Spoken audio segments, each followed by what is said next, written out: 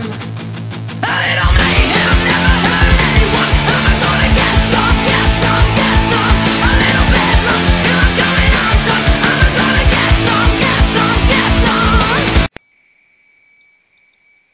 going on, everybody? It's your buddy, it's your pal Spaz Phoenix, the YWC Reality Check, and you guys know the drill. More than ever, you don't see my pretty sexy face, so you know I'm not alone.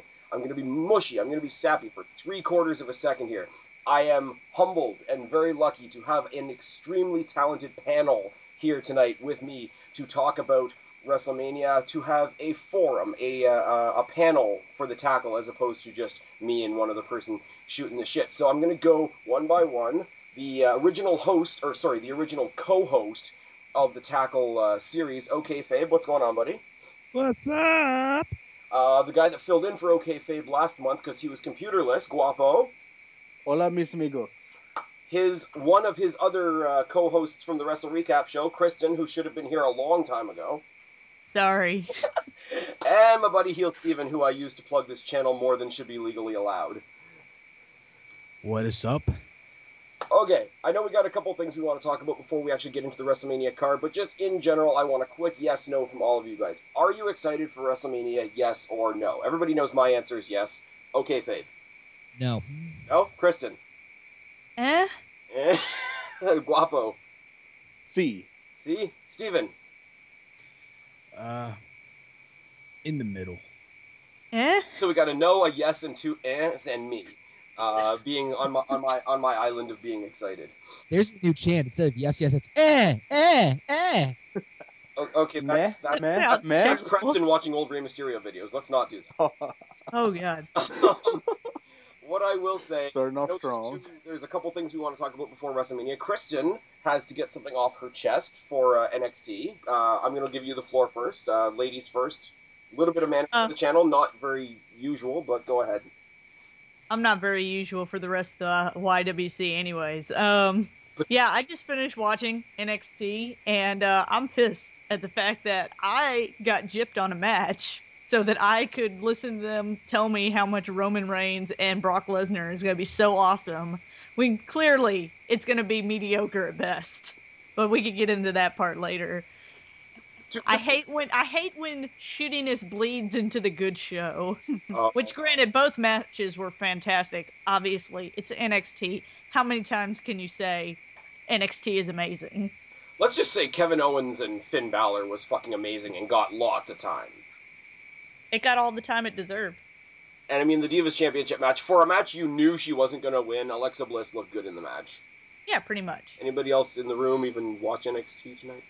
I did. I was actually watching it as this was happening. Not all of it, but I was actually watching it, but I didn't get to finish the whole thing. But I will eventually. I hear some guy roped you into doing some weird show. What happened?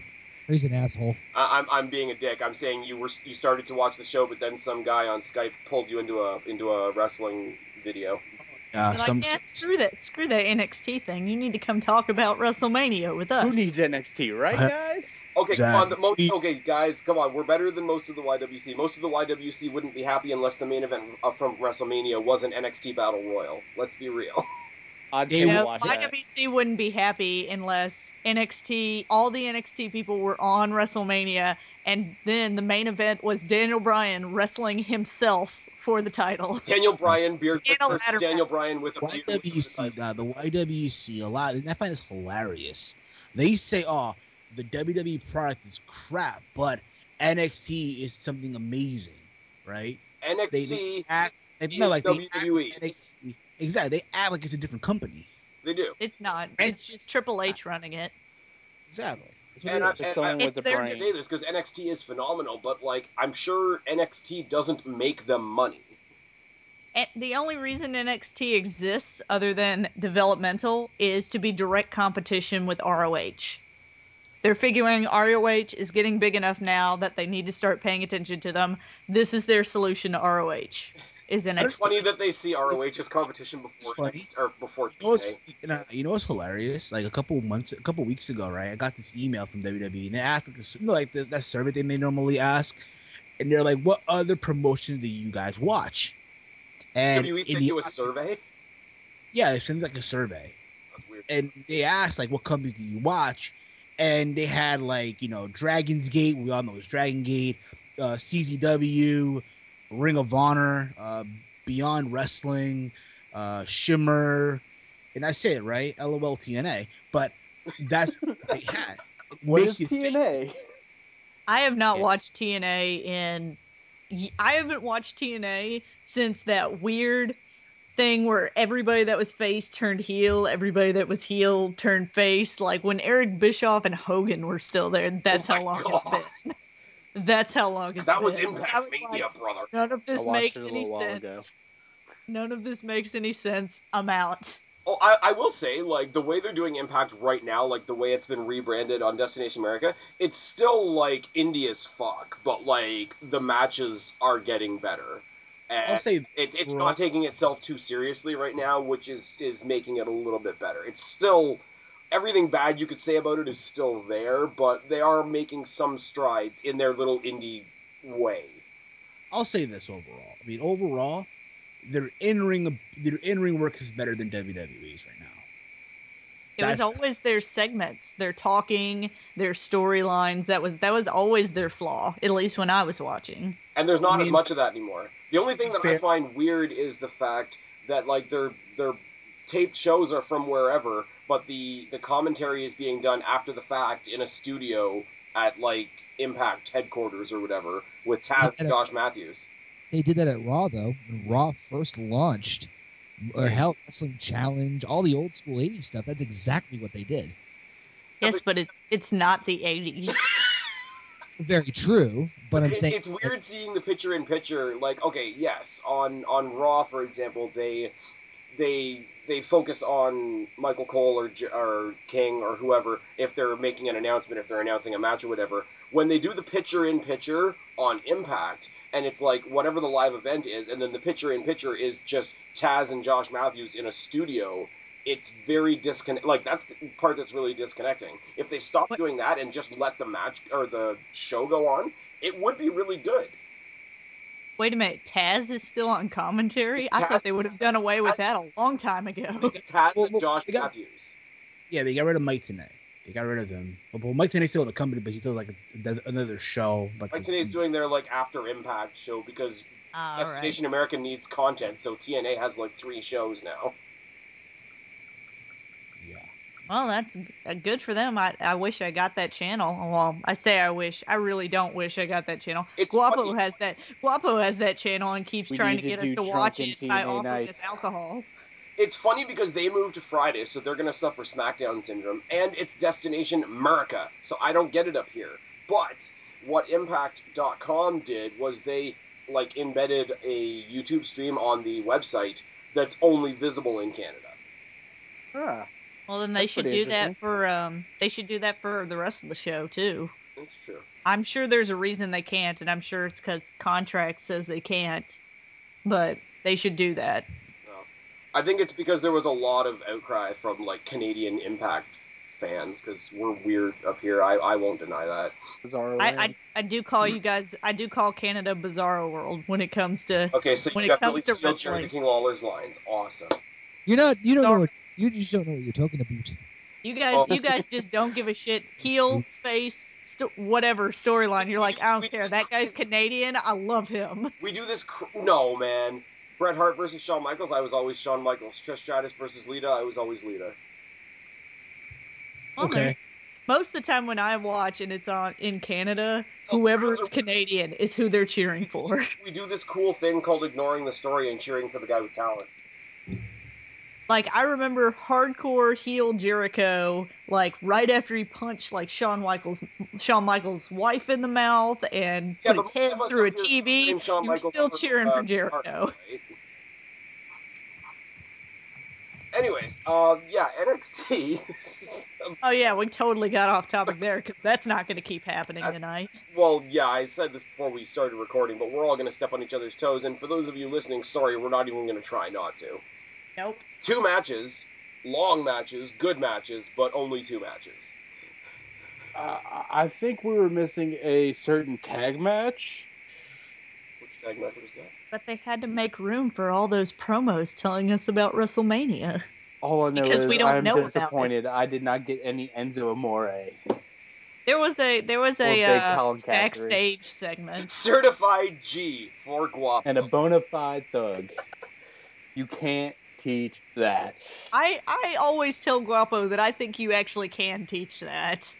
But you can't cannot teach me at 7 somebody- foot tall. You can't teach somebody to be 7 foot You tall. cannot teach me to believe that Carmella is hot as hell. But She's aight. Oh, you're not into that? You're not into that no, Joyce not thing? even a little bit. I don't like Lana either, which puts me on another island apparently. What? Apparently. Oh god, that does put you on an island. Give me AJ and Paige any fucking day of the week. Even Emma. Like, I'll second that. In our Smart Mark group that watches the pay-per-view we have- all the we have time, dibs on as soon as Lana was like written out of the storyline, they were like, "Well, I don't give a shit about Rusev anymore." which sucks because Rusev's actually really good. Anyways, so NXT is awesome. We just didn't get enough of it this week. Is that basically your gripe? That's basically my gripe. I hated it when they do it on SmackDown as well. Whenever SmackDown is like, you lose 30-40% of SmackDown to replays of Raw. You're gonna hate this SmackDown, I guarantee. Apparently, there's a really, really hyped up Divas segment from this week's SmackDown that's going like viral right now. I've heard of it. Oh yeah, something about Nikki Bella taking a pot shot at AJ Lee. More like taking a pot shot at Brock Lesnar. Damn. Whatever, she can do whatever she wants. She's sleeping with John Cena. It's true. She can do whatever she wants, including be a sad female John Cena ripoff. Oh no, more like she could face Brock Lesnar and kick out at 2. Exactly. All right. That being said, my good friend Heel Steven, new face to the show, much like Kristen, has volunteered to lead our conversation about the Hall of Fame. So yeah, what's everyone's thoughts on the Hall of Fame this year? I mean, Rikishi, granted, yeah, Rikishi. I think it's a pretty stacked card this year for Hall of Fame. Pretty stacked card is not the right word. There's a lot of good people going in this year. Yeah. It's one of the highest, I think, the biggest roster that's going in. Class. That's the word I was looking for. Oh yeah, that thing we don't have here. What's class? Oh. I know half. No, it has the biggest stacked class this year for Hall of Fame. Trish Stratus is being inducted? No, she was inducted like 2 years ago.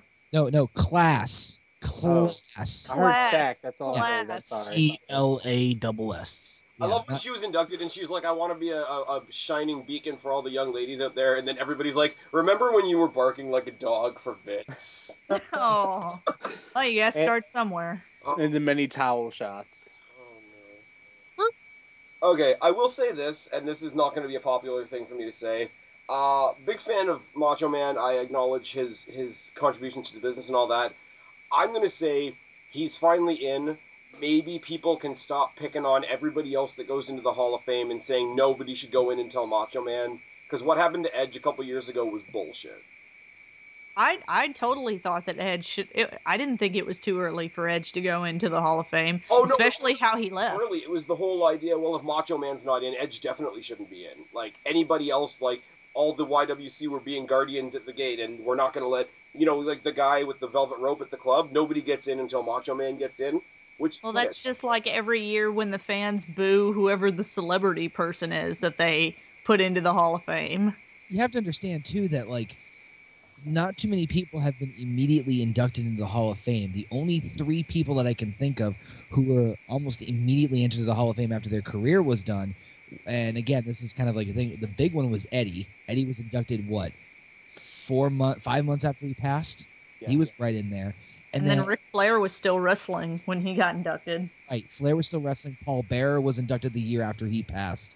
So it's kind of like he was kind of one of the first I mean, I hate to say it in the bad way, but he was one of the still more recent, more active, and obviously still alive guys who were inducted really fucking quick. So I think that's what a lot of people were I think before Edge, the reason people waited, if the ones that hadn't passed away, I mean, is because guys that, I don't know how to say this, guys that aren't active in the ring anymore can still show up on a show and be part of the show somehow, be a manager, give somebody a pep talk before a big match and whatever, they're still contributing.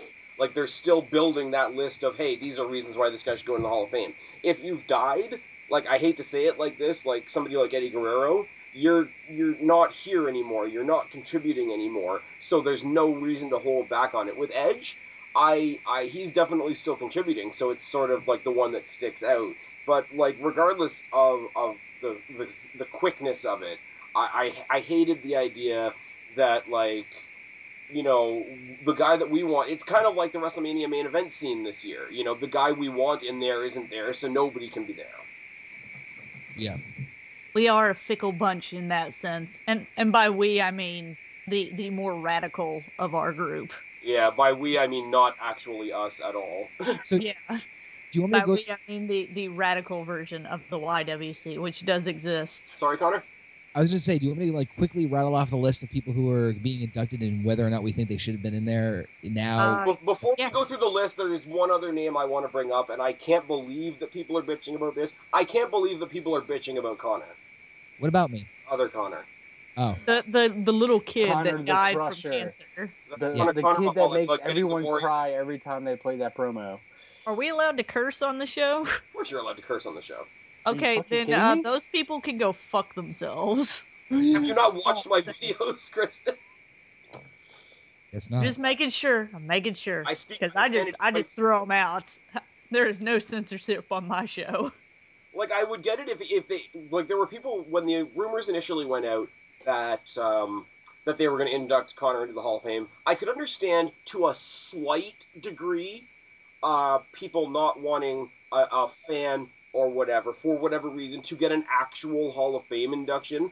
But this is a new award that they've created for people in general that WWE wants to recognize. So, in the words of Kristen, fuck off. That's what I was going to say. He's not being inducted in the Wrestling Hall of Fame. He's getting an award because he's getting an award, a first-time award that they are making for in honor of Ultimate Warrior. And they've also started like a little like charity because of Connor and his disease, trying to donate money for his disease. I think they call it Connor's Cure. Connor's Cure, yeah. Just It's to a big charity thing too. the thing is, I thought they were putting him into the Hall of Fame, and then I heard they're gonna present him an award at the Hall of Fame. I'm like, okay, cool. But then I did more digging, and Michael Cole said this on Raw that he is, and just to clarify this, yes, he is going into the Hall of Fame as the award recipient. So he is a member of the Hall of Fame. Yeah, I'm not still as an okay inductee, with it. though. Like, he's going into the records of the Hall of Fame. Yes. Like, he's gonna go down in history that as part of the Hall of Fame ceremony, he received the Warrior Award. And he's in the Hall of Fame. But yes, he's in the Hall of Fame in that regard. He's not in the Hall of Fame in the same way that Edge is in the Hall of Fame, or Macho, or anybody else. And don't get me wrong, I'm not saying that I disagree with that. I'm just kind of, it's a bold move. It's a bold move. I just don't like this whole thing where, well, why are you treating this kid like a wrestler? It's like, we're definitely not. And by the way, fuck off. No. Like, we shit on WWE for a lot of things, but like, they're doing a good thing here. Yeah. Kid's a fan. You know what I'm saying? And you think about it, right? The Warrior Award, what he wanted originally when he was alive was the Jimmy Miranda Award, right? Yep. Those who pretty much did a positive thing, you know, whether it be backstage, whatever, or those that would pretty much, you know, shit like that. And you think about it again, you know, fans, you know, again, he was a fan. A little kid that captured the hearts of a lot of people. Yeah. I still cry when I see that video. Yeah, of course. Especially when he hits Triple H and Triple H lets him pin him and everything. Oh God, I can't handle it. That was awesome. When he touches AJ on the boob and he's like, stop being crazy. Stop your craziness. Just stop your craziness. Oh my God, I lost it there. Oh, yeah. Or when he's backstage I was with just recently Batista. at a live event at Rico Coliseum, and they play that. That's the video they play before the live event starts. And you can make the argument that, oh yes, you know what, is it a publicity stunt? Most likely, yeah, by WWE. But it's a publicity stunt that's going to benefit a charity that's going to help sick kids. Right. It's not like a charity like, okay, we're bringing up sick or Make-A-Wish again to pump up John Cena. Like, And if that's they're going to another complain thing. about this, if they're going to complain WWE's about big this, about charities. yeah, exactly. And if they're going to complain about this, they can complain about all the other celebrities and stuff like that they induct in the Hall of Fame. Yep. All right, is anybody getting pissed off because they're taking time out of Raw to like honor the Special Olympics? the Special No. Olympics Which people? is fantastic. Like seriously. Which is fantastic. I'd rather hear that than hear people online bitching, oh, we heard about the app too many times. Like, fuck off. There's an app. Seriously, get off your wrestling high horse and just get over it, okay? It's like people that look at comedy wrestling and we're like, oh, well, it wasn't Angle Benoit. And it's like, well, good. That means that El Torito didn't kill anybody. Like, Wrestling can't all be gritty seriousness. This isn't the Batman, okay? It doesn't need to be all grit all the time. that's a new quote. Friggin', I'm putting that on the graphic somewhere. According to Kristen, wrestling is not Batman, in case you're wondering. That's right, because I'm Batman. Okay, so I totally cut off Connor. He was going to run down the rest of the 2015. Go ahead. No, it's all good. So we got here. Yeah, I think this is the largest class of this year. So we obviously talked about Connor. We already got our thoughts on that one. So let's start off with the celebrity induction. Arnold Schwarzenegger. Put the cookie down. As long as he doesn't give as long a speech as what's his name did last Who's year, your I'm daddy? okay with What it. does he do? I love my mama. Oh my god. As long as he doesn't come out and do an entire speech about his Mr. mother. T, that's who it was. What is your daddy and what does he do? I was at the Hall of Fame last year, and we were just like looking at each other like, seriously, has he talked for like 20 minutes about his mama? They sent Kane he out loves to his mama. Yeah, that was the best part. They sent Kane out. That was They the sent greatest corporate thing. Kane. They sent corporate Kane. Yeah. Well, no, Well, it also Kane aged would you. They had to Set- take him away Would from have the hot set dogs. Mr. T on fire. So, It also, if you got the joke, it also felt like it aged me a whole lot that they sent Kane out, because they used to have actors were taking up too much of the spotlight. They'd have this big cane that they would bring out to pull him off the stage. Boom. So WWE sent out the cane. ah, Dun-dun-dun-dun-dun. Dun. dun, dun, dun. How about this is a guy who I definitely think should be in the Hall of Fame. I'm a huge fan of his. The living legend, Larry Zbyszko. Oh yeah. Yes, Well, definitely. yeah. I only caught the tail end of WCW before it went out, but even I'm gonna say yeah, no reason not to. Rikishi. Yes. Yeah. Yes, he deserved No. it. Rikishi's ass is going into the Hall of Fame. Oh my God. Oh, okay. So next year we actually get Rikishi. This year we can just get his ass. No, Got it. we're inducting the right cheek this year and the left cheek next year. If he comes out in pants, I'm sorely disappointed. He comes out in the thong and stink faces somebody. Yep. I'm good. I'm just. If Scotty Too Hottie is not there, does not do the worm, I'm pissed. Oh, that'd be. You know what? Worst Hall of Fame ever. Who was it last year or 2 years ago that CM Punk went up on stage and like pinned? That was for Mick Foley's award. 'Cause Foley. Mick Foley said that his only regret in wrestling is that he never beat Chris Jericho, not once. And so Chris Jericho's like, hang on, he crawls up onto the stage. And he wants him to elbow drop him, and he's like, we don't even have a ref. So that's when Punk jumped on the stage. The way He Foley, elbow dropped Jericho and pinned him. the way Foley said it too. He's like, I have regrets. I never beat Chris Jericho. Of I course, never it was beat Chris Chris Jericho. So Well, no, if you've read Chris Jericho's books, which Like obviously I have, but obviously I have, he brings it up randomly. Anytime he's talking about Mick Foley, there'll be a parenthesis saying, who's never beaten me once. it's awesome. I will say, and this is just for Kristen, Jericho invented wrestling at the Wrestling Yeah, he Hall did. of Fame. You guys didn't know that? Jericho invented everything. Oh, hell Jericho He may have invented invented NXT. He invented time probably travel did. to go back and invent wrestling. Oh, That's what I'm Chris convinced Jericho happened. invented safe sucks. Put it that way. Arm bar. arm drag. The Michelin. The moss-covered three-handled family credenzel. That's a joke amongst me, Guapo, and Suave that Jericho invented everything. Ladies and gentlemen, we've just seamlessly transitioned from Rikishi to Chris Jericho in under 2 minutes. Maybe we should do a Jericho 5 does. degrees In all of Jericho. seriousness, Ooh, actually, that'd be a and fun game. 5 degrees of Chris Jericho. oh my god. We're not going to be here all night, Kristen. All Jericho-isms aside, like Rikishi, underrated as fuck, Yes. Wild Smells. especially for a guy Yes, his he is. size. Alundra I mean, Bliss. did you guys see that? Did you guys see the drop that he took off the cage? Yeah. Yeah. Oh, so. at the Armageddon six-pack Hell in a Cell. Yeah. Yes. Where I'm convinced they walked up to him and were like, "Guess what, Rikishi? You're taking the bump off the top of the cell." And he goes, "All right, but that's the last thing I'm doing." And it pretty He much didn't do was. shit after So that. that's all he did. That was the last thing he did for the rest of the night. He tag teamed after that. I swear to God, his ass saved his life.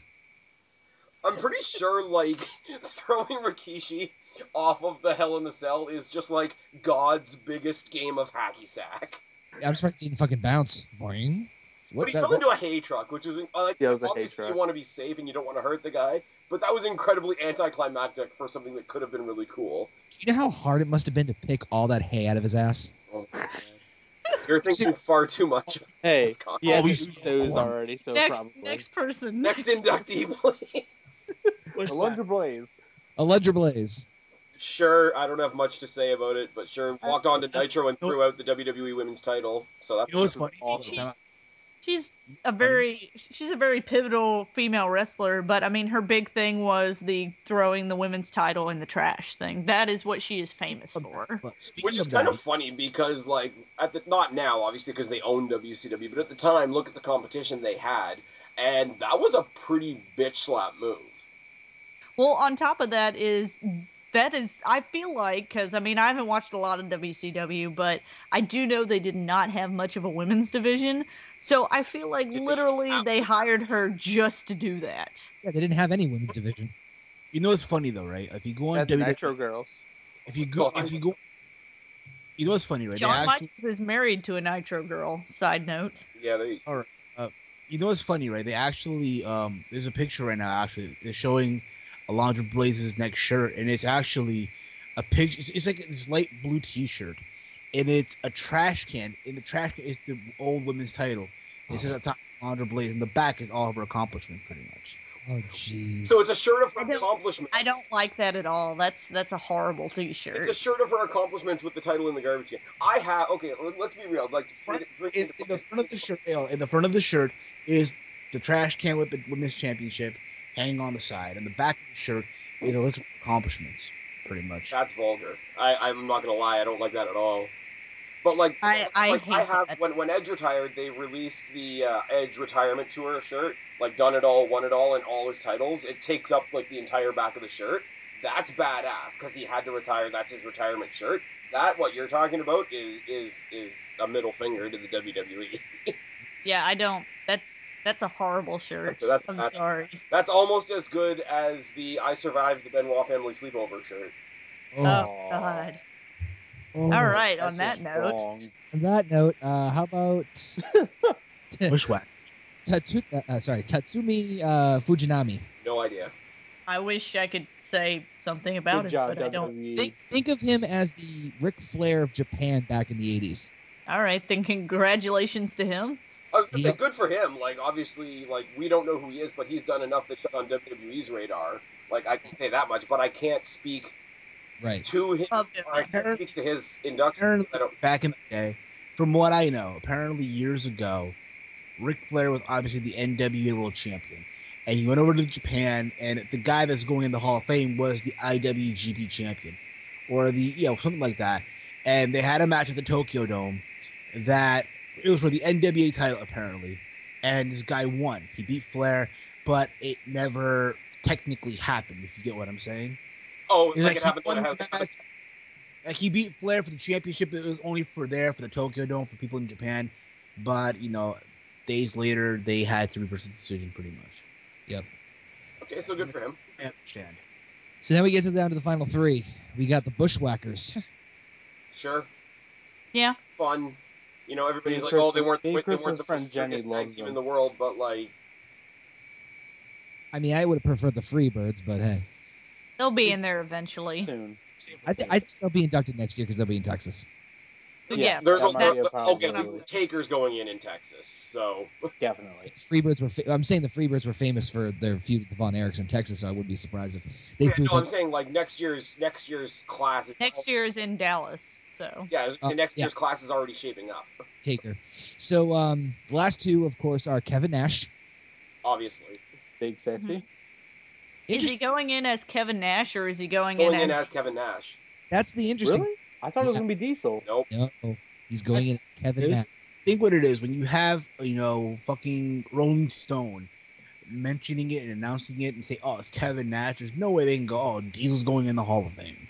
You know what I mean? I mean, they include Diesel in a big part of his like induction video and whatever. I just think it's really, really funny that we have Kevin Nash and Razor Ramon in the Hall of Fame.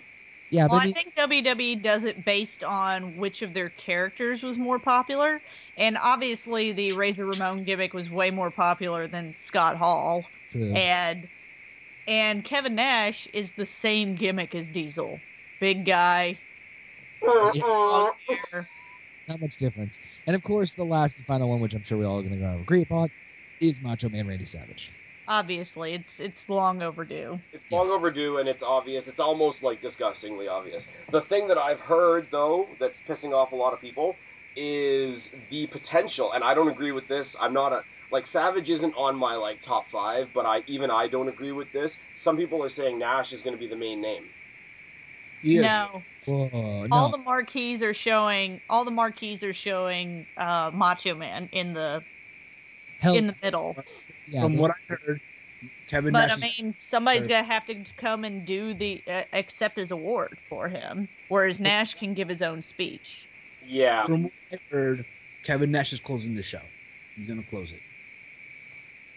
Well, I'm sure they're gonna do a thing where Shawn Michaels, Triple H, the Click. Yeah, I'm sure they're gonna have a thing where they all come out. Because every time you see, notice when there's an award show anymore, or not an award show, when there's like a reunion show, they sort of mention DX and they sort of mention the NWO, but those guys all kind of come out as a blob, like Michaels, Triple H, the Outlaws, X-Pac, Nash, Hall.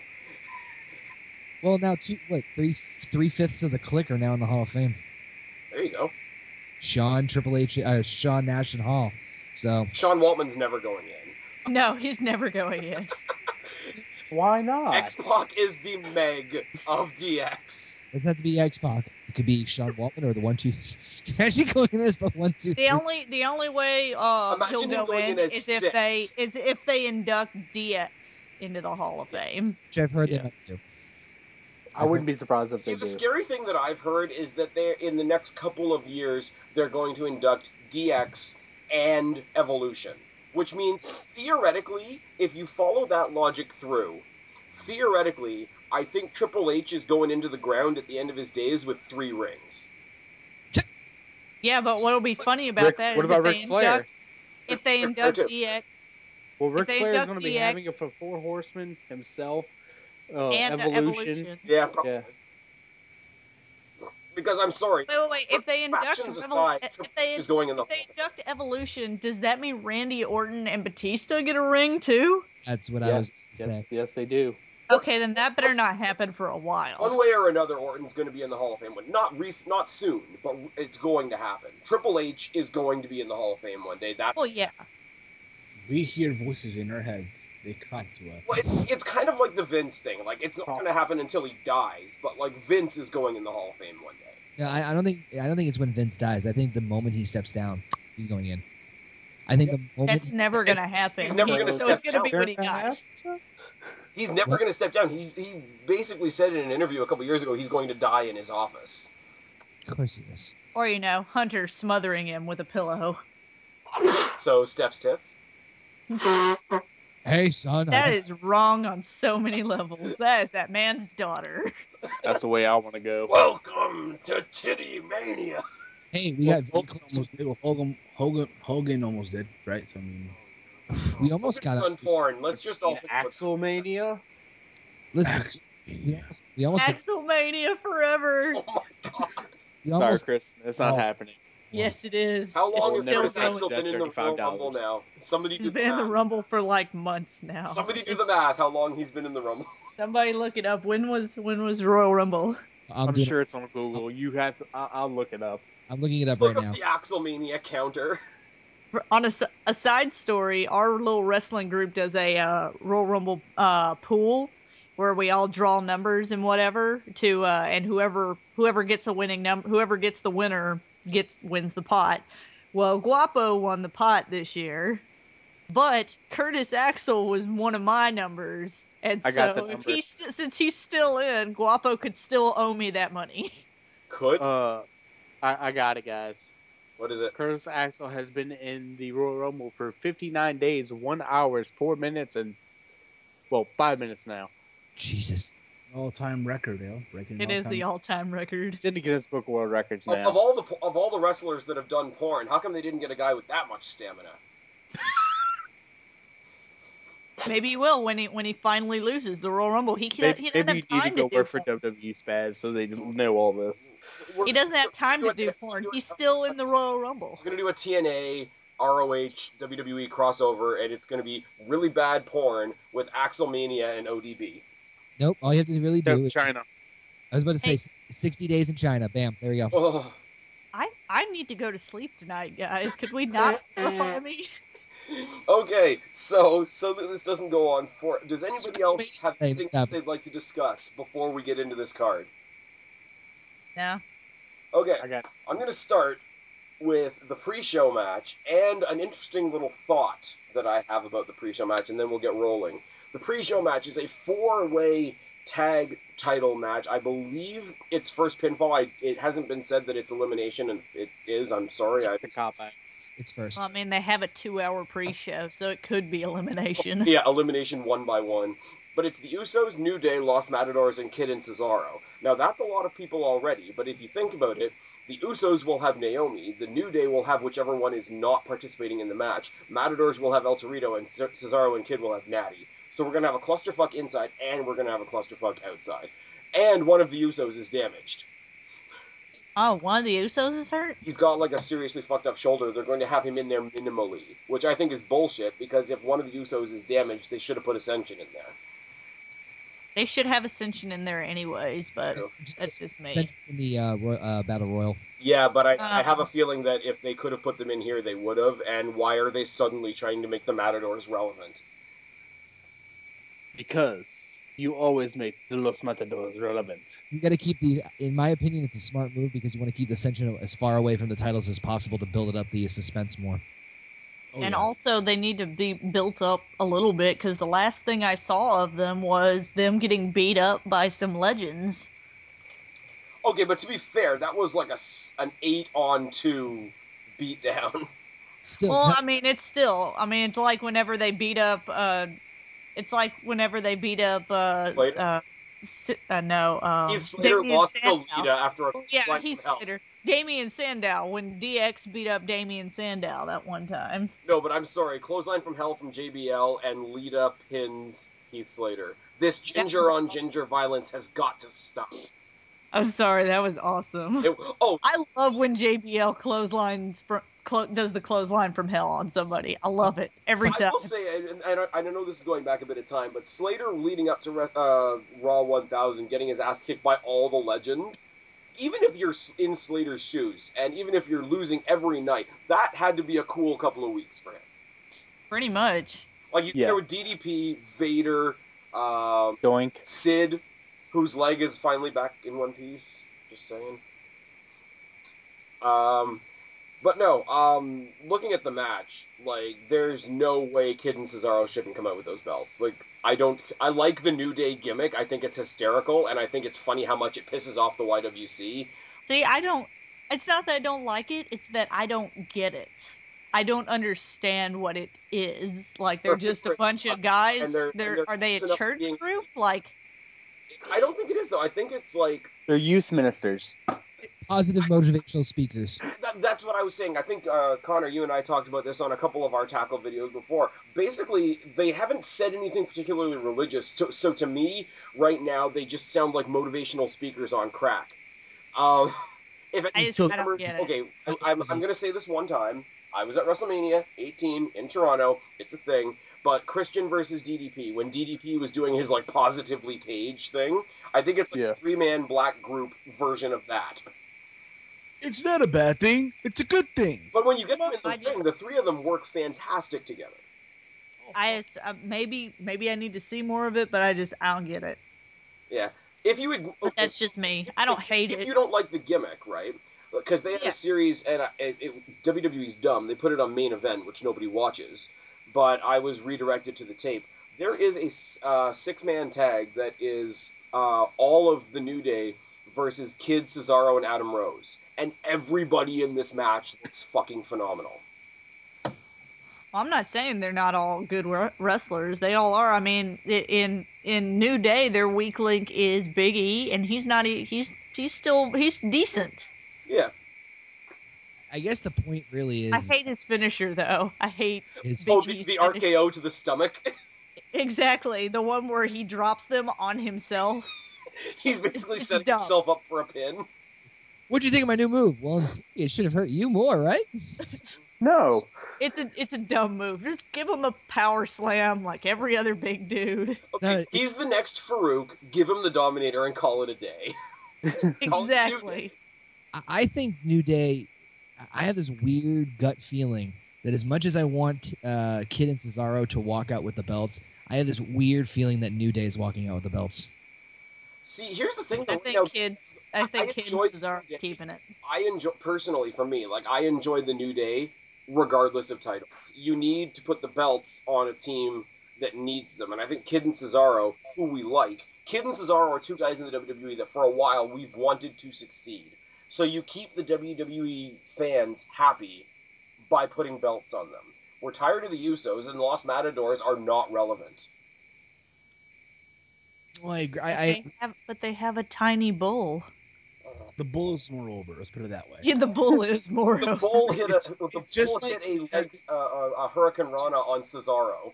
The bull is the Lana of their group. The greatest way more over than the person they're representing. So are you saying Lana's a bull dyke? Yes. It's just like when they were Primo and Epico and they had Rosa Mendez, and Rosa Mendez was over than Primo and Epico. No, but here's the thing. I think that's because Rosa Mendez had just gotten a boob job at the time. It's true. We're not giving the bull. That always helps. That's awkward. But I know some of us pay more attention to Twitter and social media than others, but literally, social media fucking shat on itself when the bull did the head scissors on Cesaro. Because it was the biggest, most horrible thing ever, and it's off. Listen, one of the highest rated matches was WLC, so I mean, come on. Oh my god, I was there. People went apeshit at the fucking Isaacs. It was hilarious. That's all I'm saying. It was great. That was one of my favorite things ever. I feel like I shouldn't be enjoying this. I feel like I'm going to hell for enjoying this, but damn, this is funny. Well, you know what the thing is? The thing about that is they took something goofy and they went all the way with it. And it ended up being awesome. Comedy awesome, but still awesome. The thing that got me the most was mini commentators. Yeah. Oh, that was great. And micro pole. And they had mini ladders. They had little step ladders. If they had done it in the parking lot in a little tables, little ladders, little chairs. They did. They just went cartoony with it, and it worked. It worked because they went all the way with it. WWE, because of their censorship and whatnot, there's a lot of edgy things that they start to do, and then they pull back on, and that's when it sucks. Because it's no, you're showing you have no balls. With this, it's you want to do something goofy, you went all the way with it, and even if it sucked, which it didn't, I still would have given them credit for it. So what's everybody's consensus on who's walking out tag team champions? I'm saying the Swinging Cats. Cesaro. I think Cesaro's Kid as well. Masters of the Universe. There you go.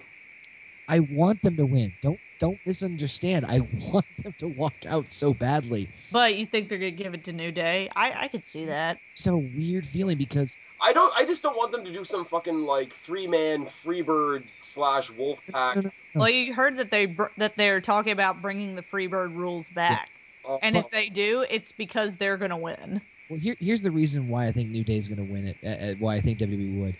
Back to Spaz's point. Usos have already won the belts a bajillion times. Los Matadors literally just got kind of flung into this. if Kid and Cesaro beat all three of these teams in one match, they really don't have too many other tag teams to go through other than the Ascension. But they do, because here's one more point, and I'm sorry to cut you off, and this was going to be, like, I made half of my point with the Ascension, but you just brought up the Ascension from NXT, and you just reassembled the Primetime players, and both of those teams are in the Battle Royal. But they've already gone through the Primetime players. No, they brought them back on an episode of Raw. Yeah. And then did nothing with it. Yeah. I thought Kid and Cesaro already beat them, though. Well, then, and also they were going to bring I've heard rumors that they're bringing up the Lucha Dragons up to Raw. The Lucha Dragons are like super. Okay, not Sin Cara, but like Kalisto is like a super cruiserweight. Cesaro will throw him into the fifth row. I'm not saying that they. I wouldn't. I would love to see that. I would rather they bring up Enzo and Cass. Yeah. They're too. Enzo and Cass are going to have a good have a little work. Yeah. In any case, my point was just that as much as I want Kid and Cesaro, and I think it would be a much better move down the road, especially for the belts now, to create some intrigue and diversity. I just have this weird feeling that WWE is going to put the belts on New Day. I have no idea why. Maybe it's that Freebird article they post. I have no idea, but Here's something I would like. If they were going to give it to New Day, and this would be a really cool way to push Kid and Cesaro, have the New Day win, have them defend it under Freebird rule, like a different combination of two every week. Have Kid and Cesaro come out completely fucking full of themselves, knowing that they're better. Be like, okay, Extreme Rules, no rules match. We'll take you on 2-on-3, and then have them win the belts back that way. Make them look like fucking badasses. And then feed them to the Ascension. No, and then feed them back to the Usos. You know what I say? You know what should happen? Because obviously it's the pre-show, right? Whoever wins this match, have the Ascension come out. Have them come out, and I'm not saying have them have a match. Just have them smash the steer down and shit. Just have them there. What I would like to see, if this was elimination, right? Have it get down to like eliminate the Usos, eliminate the Matadors, have sort of like a no-win finish between the New Day and Kid and Cesaro. Say the rematch between those two gets put onto the Mania show. All right. If they have enough time. Yeah, right. They have 4 hours. There are some matches on this WrestleMania card that should not go more than 10 minutes. Speaking of that, should we move on? We should move on. Okay, the next thing I've got on my list is the Andre the Giant Memorial Battle Royal, which, right now, obviously it's going to be 30 guys, there's only 21 listed, has The Miz, Axelmania, Ryback, Fandango, Adam Rose, Jack Swagger, Zack Ryder, Titus O'Neil, Darren Young, Big Show, Kane, Eric Rowan, Damian Mizdow, Sin Cara, Goldust, Heath Slater, Mark Henry, Connor, and Victor, and whoever wins the NXT tournament that's happening live in California tomorrow night. Well, I think Finn Balor is going to go ahead and win that because, I mean, when they brought him into WWE, he was brought on with the promise that he wasn't going to be in developmental long, and as we all want to see the entrance at WrestleMania. Yeah, again, remember this: it's a battle royal, and battle royals, especially that, WrestleMania, the ramp is big. They're gonna walk halfway. It's just a new entrance. If Finn Balor, he won't do the entrance for this WrestleMania. You're gonna want to give him that. I think because not everybody that watches WWE watches NXT, so not everybody's gonna know who this guy is with the paint and like all of that stuff. You'll have to reintroduce. Even if he was a brand new guy, if you saw that entrance at WrestleMania, you'd pick your ears up and listen. I see Adrian Neville winning this tournament. And you have Finn Balor debut Raw after Mania. I'm okay with that. I got it. We will put in Baron Corbin so that the crowd can do the count. That guy's not. I was thinking Adrian Neville, but okay. Baron Corbin has a terrible case of Kristen Stewart face. Like, he just has no facial expressions at all, and it bothers me. I love there's so many people on Twitter and whatever that call Baron Corbin the Undertaker of NXT. No. Not even close. No.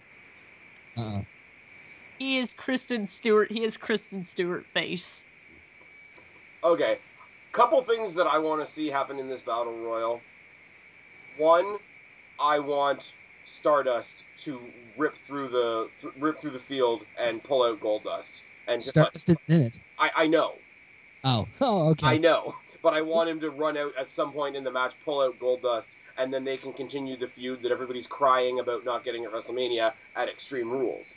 Well, this is twice that they've snubbed this feud at Mania. They've built it up 2 different Manias, counting this one, and then didn't have a match. Goldust said to his dad at Fastlane, he said he wants to beat Cody within an inch of his life so that he's too scared to put the paint back on. That's a promo that leads more into Extreme Rules than WrestleMania. I know we want it to happen at WrestleMania. I wouldn't have minded seeing it either, but I don't mind it going on past WrestleMania. The other thing I want to see, Sandow wins, the last one he tosses out is The Miz.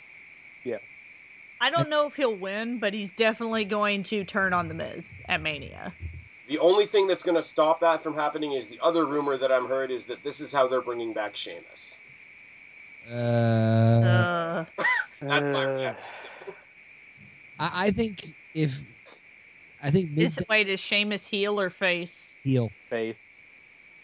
I wanted heel Sheamus to come back and cost Daniel Bryan the match against Roman Reigns at Fastlane. Farm animal? The farm animal, yes. Don't say that too many times, though. Deluxe Man will cry. No farm animals. No farm animals. Hashtag cockfist party. No. See, we always called him Lobster Head. Hashtag, we're going to make it rain in this bitch. Oh, God. No. I think there is a video that we did. There's a video that we did where we have SmackDown muted behind us, like muted behind the camera, and we all happened to look up at the same time. No, it was a Raw. So it was a Raw. Was it a Raw? It was a Raw because we were like, this Raw sucks. Let's do a video. So we have it muted. You can't hear what he's saying. To my audience out there, go check out Wrestle Recap on Kristen's channel. We're at the Black Cat Feline. But I do love when you're like watching one Raw while you're reviewing the Raw from the week before. Yeah, pretty much. It's like, wait, something's happening. Hold on, pause the video. Spaz, but literally, we're watching this Raw, and there's no sound, but we see him do the cock your fist thing. We're like, oh God! Even without sound, it's horrible. Sorry, Connor. What are you doing? Who's writing for you? Shorten the hashtag to just say "rain this bitch." Huh? Shorten the hashtag to just, instead of "make it rain this bitch," just "rain this bitch." Rain this bitch. Oh no. That's it. Okay, so I'm going to go through the field again, and I just want to get a quick yes or no as to whether you think the person could potentially win the Battle Royal. Miz. No. Axelmania. Yes. No. Axelmania. Not just no, but he's going out first. He's going to be eliminated by Hulk before the match starts. Ryback. No. Yes. Possibility. I think so. I think with the way they pushed him, and the only reason I say that is because the way they pushed him with the whole authority shit. If that wasn't the case, I wouldn't say that. As it comes to that, I'm gonna mention that again later in the video because I have a theory on that. My new buddy that nobody's really cheering for. How about Hollywood Adam Rose? No. No. Woo. Zack Ryder. Nope. No. The guy who's made a career. If this was 2011, yeah. The guy who's made a career of losing to Rusev, Jack Swagger. Definitely not. He's gonna go to the back, find RVD, smoke a little bit, and then go out and go over the ring. He's gonna get high. He had his chance. He's gonna get high. He's gonna hang out with Towley in the back. Just a little high. Either of the primetime players. No. Either of Big Show and Kane. No. Okay, I would kind of laugh. Eric Rowan. No. Not no, reverse but that would Sheamus. be funny. Not reverse Sheamus. Reverse Sheamus. Mizdow, strong I think possibility. Mizdow does have a chance of winning, but more than likely he won't win, but he will eliminate The Miz. Okay, interesting case, and it would be a real shot in the arm for NXT, Sin Cara. No. I like the idea of Sin Cara bringing the trophy back to NXT. That would be cool. Goldust. No. The one-man band, baby! Who? He still has a job? Heath Slater. No. Mark Henry. No. Either of the Ascension. No. Whoever wins the NXT tournament. Yes. Possibly. I want it to be Kevin Owens. I don't Too think soon. they'll bring the champion on. I really it'll think be it's going to be Adrian Adrian Neville. Adrian Neville, he'll go in and he will somehow dominate it and be the last one standing. I think he'll be one of the last few, but I don't know that he'll win. I think it's a strong possibility that if him or I think it'll be him. It has to be. Watch Neville do some spot where he finishes off Big Show and Kane and knocks them both out. He red arrows them out of the ring. If he goes for the red arrow and somebody swats him out of the ring, I'd be pissed. I think he'll do something big to get noticed, but I don't think he will win. I think, no, the only reason I say Kevin Owens is because I've been a very big proponent for a long time of, okay, NXT is NXT, WWE is WWE, but WrestleMania is 4 hours. I wouldn't mind seeing an NXT title match at WrestleMania. Yes. Well, too bad we already saw it. Yeah. We can see it again, damn it. And it had all the build of an in-between Alex Riley match. Anyways, and I hate to say this, but if he does make his return, Sheamus. I totally forgot that he was supposed to be returning, so now that you guys mentioned it, I think it is a big possibility that he will win. So right now, unless anybody else has got a dark horse in this, I'm saying across the board, our predictions are Damian, Mizdow, and Sheamus. Ryback. Yeah, I think Ryback too. Ryback has a good build at the moment. Now, I want to say something else. Everybody is shitting on the Battle Royal because it is full of a lot of jobbers, let's be real. But everybody's saying, oh, it didn't do Cesaro any good. Thoughts? The way that they went with it, that's what made it not build anywhere. Yeah. Yeah, they try to make... Here's what happened. They try to make him a Paul Heyman guy. And, again, when you're a Paul Heyman guy, it could work. Sometimes it doesn't work. Perfect example, Curtis Axel is another example of it didn't work. Well, the problem with when Cesaro was a Paul Heyman guy was the fact that he was face at the time. He turned on the then heel Jack Swagger and Zeb Coulter, and so he was face at the time. But you put him with Paul Heyman, who is also representing and talking about Brock Lesnar, who was the biggest heel in the company at the time because he had just beaten The Undertaker. He just ended the streak. So you have Paul Heyman talking about Brock Lesnar ending the streak. Everyone's booing. So it's kind of like he's face, but he's heel by association. I had mixed feelings. He was using Cesaro's spotlight to talk about Brock Lesnar. So that's why him being a Paul Heyman guy didn't work. He was the biggest face in the company at the time, but you put him with a heel manager, and the partner that he just split from eventually became a face. I'll just put it this way. By the time SummerSlam came around, with all due respect, the fact that he won the Battle Royal didn't matter. Okay, but I agree with that. Let's look at this too, though, right? Like, to be fair, him winning the Battle Royal sort of solidified his split from Swagger and Zeb Coulter, because that tag team wasn't going anywhere. He got some brief time with Paul Heyman, which wasn't entirely successful, but it's worth mentioning. He's gone on. Now he and Tyson Kidd are one of the most popular tag teams in their dwindling division, and they're carrying those titles. So since the Battle Royal, he has found success. Do you thank the Battle Royal for that? Not necessarily, but he's gotten himself into a good little niche with Tyson Kidd now. It had. I guarantee you, it had absolutely, practically close to zero to do with the Battle Royal. I disagree. I think anytime you beat 30 other men, it's always somewhat a big deal, but it's what you do after that launching point that matters afterwards. Right. There is a guy who is now no longer with the company, obviously, who won a 40-man Royal Rumble, and look what happened to Alberto Del Rio. He dwindled into nothing, because you have to, after you get that achievement, you have to then prove that it wasn't just a fluke, I guess. You have to... It also helps if there's not, like, a bunch of racist people hanging around backstage, and you don't... Well, that too. But I think winning the Battle Royal does help, but it can't be the only thing that happens. You can't win the Battle Royal and then go through a series of losses or not be on TV at all. That's it. And he has consistently been on TV. Right. And he hasn't always had the best stories, but he has had phenomenal matches. And they. But I mean, to be completely honest, my opinion of the Battle Royal is it is the match that. So, WrestleMania weekend, there's all sorts of other stuff going on other than just WrestleMania. That's where a lot of like indies get a chance to try and find some new fans. They'll probably host a small event. This is their all indies from the city.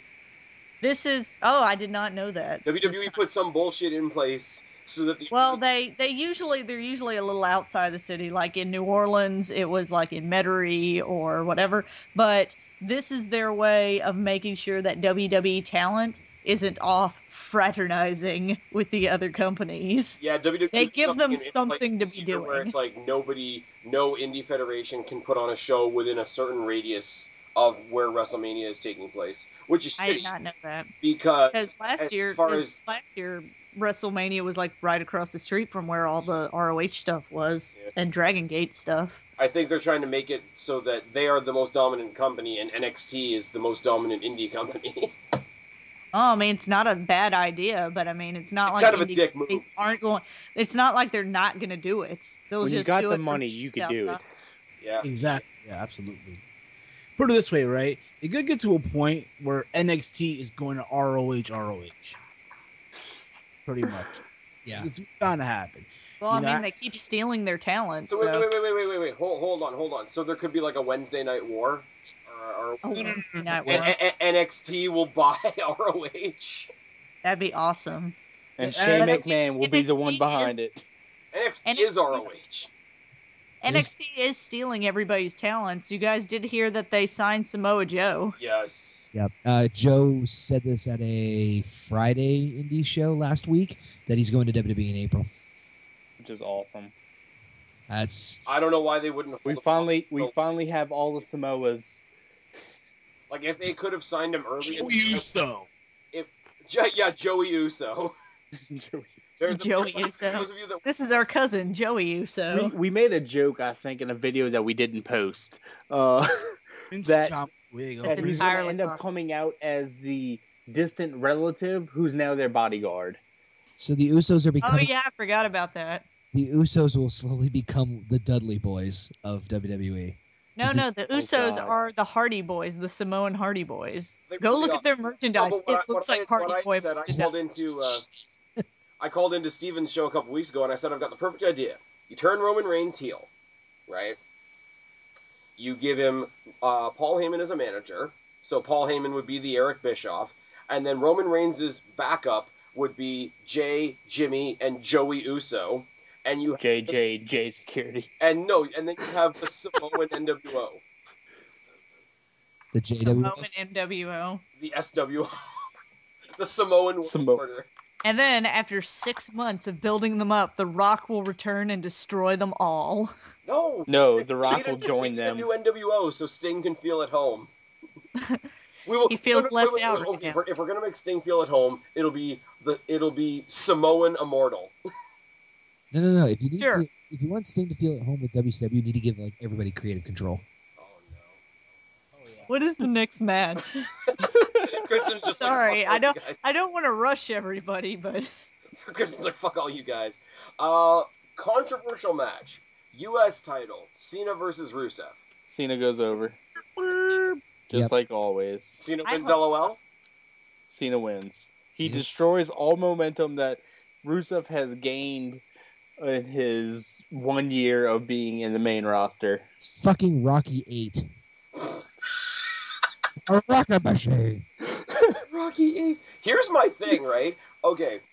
People know, or most people know anyway, one of my most popular videos on this channel is Cena Apocalypse, which I did a couple years ago, the top 50 reasons why John Cena is killing professional wrestling. I have the same issues with John Cena that I've always had, but I can't really get mad at them anymore because he's not dialed back. He's still like a skip away from the main event scene, but he's like, this is the second year in a row that he's been fighting a mid-card guy at WrestleMania. Now, do I think he's going to win? Yes, but let's think about something for a second. Let's say it's a foregone conclusion that Cena wins, right? Now, nobody is going to like this comparison. I'm aware of that. But before the streak ended, let me hear the boos. But everybody had the mentality of, you're going to lose because you're fighting The Undertaker and he's got the streak. So now just take it as you should feel good that you're fighting this icon at WrestleMania. Now, I'm not saying Cena's an icon, but in WWE's eyes, he's the hood ornament, right? So if you know that Cena's going to win LOL, then your accomplishment is fighting the hood ornament at WrestleMania. Now, let's be delusional for a second and think that there's a chance Rusev will win. One of two things is going to happen. Rusev wins, and Cena elevates Rusev. Cena wins, Cena elevates the U.S. title because whoever the next title holder is the guy that beat Cena. Right. I can agree with that. And a guy that has to bring back the regular belt because Cena turns into a spinner again. Oh, God. My problem with if Rusev wins is Rusev to me is an inevitability. I say this with everybody who has a undefeated streak of some kind, excluding the Undertaker, obviously, because that's a just completely different league. Anybody who's undefeated or has never been pinned, never been submitted, as soon as they lose momentum right after that match. It doesn't matter who beats them. As soon as they lose, that's when their momentum goes downhill. Yep. So Rusev is ticking down right now. Yeah, but how many mid? He has an expiration. Like I say, we're going back into fantasy realm for a second because we know Cena wins, LOL. But how many mid-carders have gone to WrestleMania and beaten John Cena? If Rusev was the first, he could get skyrocketed. I can think of one that technically wasn't a mid-carder. He was the champion at the time, but I still considered him a mid-carder. Who's that? Miz. This is true. True. Yeah, but Miz didn't get to reap any of the benefits of that. No, it was essentially The Rock versus Cena. Oh, and Miz was there too.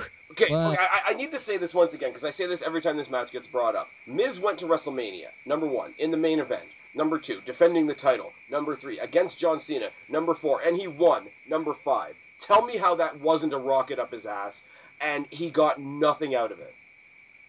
He got Miz down. This is true. He got a feud with Alex Riley and then lost the title at some point. Riley's useless. Moving on. That was such a sad way to say it. Like, it sounded like you had a tear in your eye when you said that. But, okay, no, Riley at that time, tell me what he was worth. Who? He got a big push once he split with The Miz. He got a big pop because he turned on The Miz, and then he fizzled and died. Mrs. Letter Jacket gimmick. I will say Riley on NXT, fantastic, and I'm not just saying that because he has a phoenix on his tights. Sure. Sure, that's what it is. That's exactly biased what journalism it is. right there, ladies and I gentlemen. have opinions. This is a thing. Does Anybody realistically believe that Rusev's going to win this? No. Well, what I was going to say was, and this is a bit of a stretch, if Cena were to be beaten by Rusev at WrestleMania again, I don't know what I would do with Cena after. You know what I would love to see, and this would never happen in a million years? Cena goes heel on Rusev, takes his belt and his girl. Well, in a perfect world, Cena would go heel, but unfortunately... We've been wanting Cena to go heel for years. So much so that he's made jokes about it on the air. Who would predict this, though? A heel turn! Who would predict this, though? Cena goes heel on a brand new guy for no reason, really, other than Murica, walks out with a mid-card title that nobody would expect him of even wanting anymore, and walks out with the girl, and he just, becomes a fucking douchebag.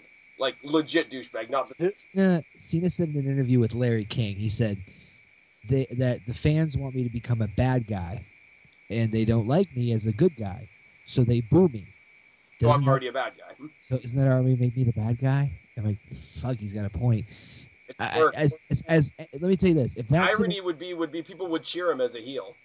If that scenario happened, I would laugh my ass off and I would yell at the TV, "Shut up and take my money!" If John Cena legitimately did that to just kicked Rusev right in the nads while the ref wasn't looking, AA'd him, put him in the STF. He chokes out because he got kicked in the nuts. Fucking bitch slaps him, grabs the title, knocks Lana unconscious, and then just grabs her and puts her over his shoulder and walks away like a caveman after a conquering. Even better would be they're at a stalemate. The ref's taking a bump, obviously. Lana steps into the ring. Rusev got a big smile on his face. Lana kicks Rusev in the nuts. Cena goes for the pin just off of that alone. Lana presents John Cena with the belt. They go out arm in arm, kind of Christian Trish Stratus after they turned on Jericho kind of vibe. 5 Degrees of Jericho. And then we cut to a Be a Star commercial.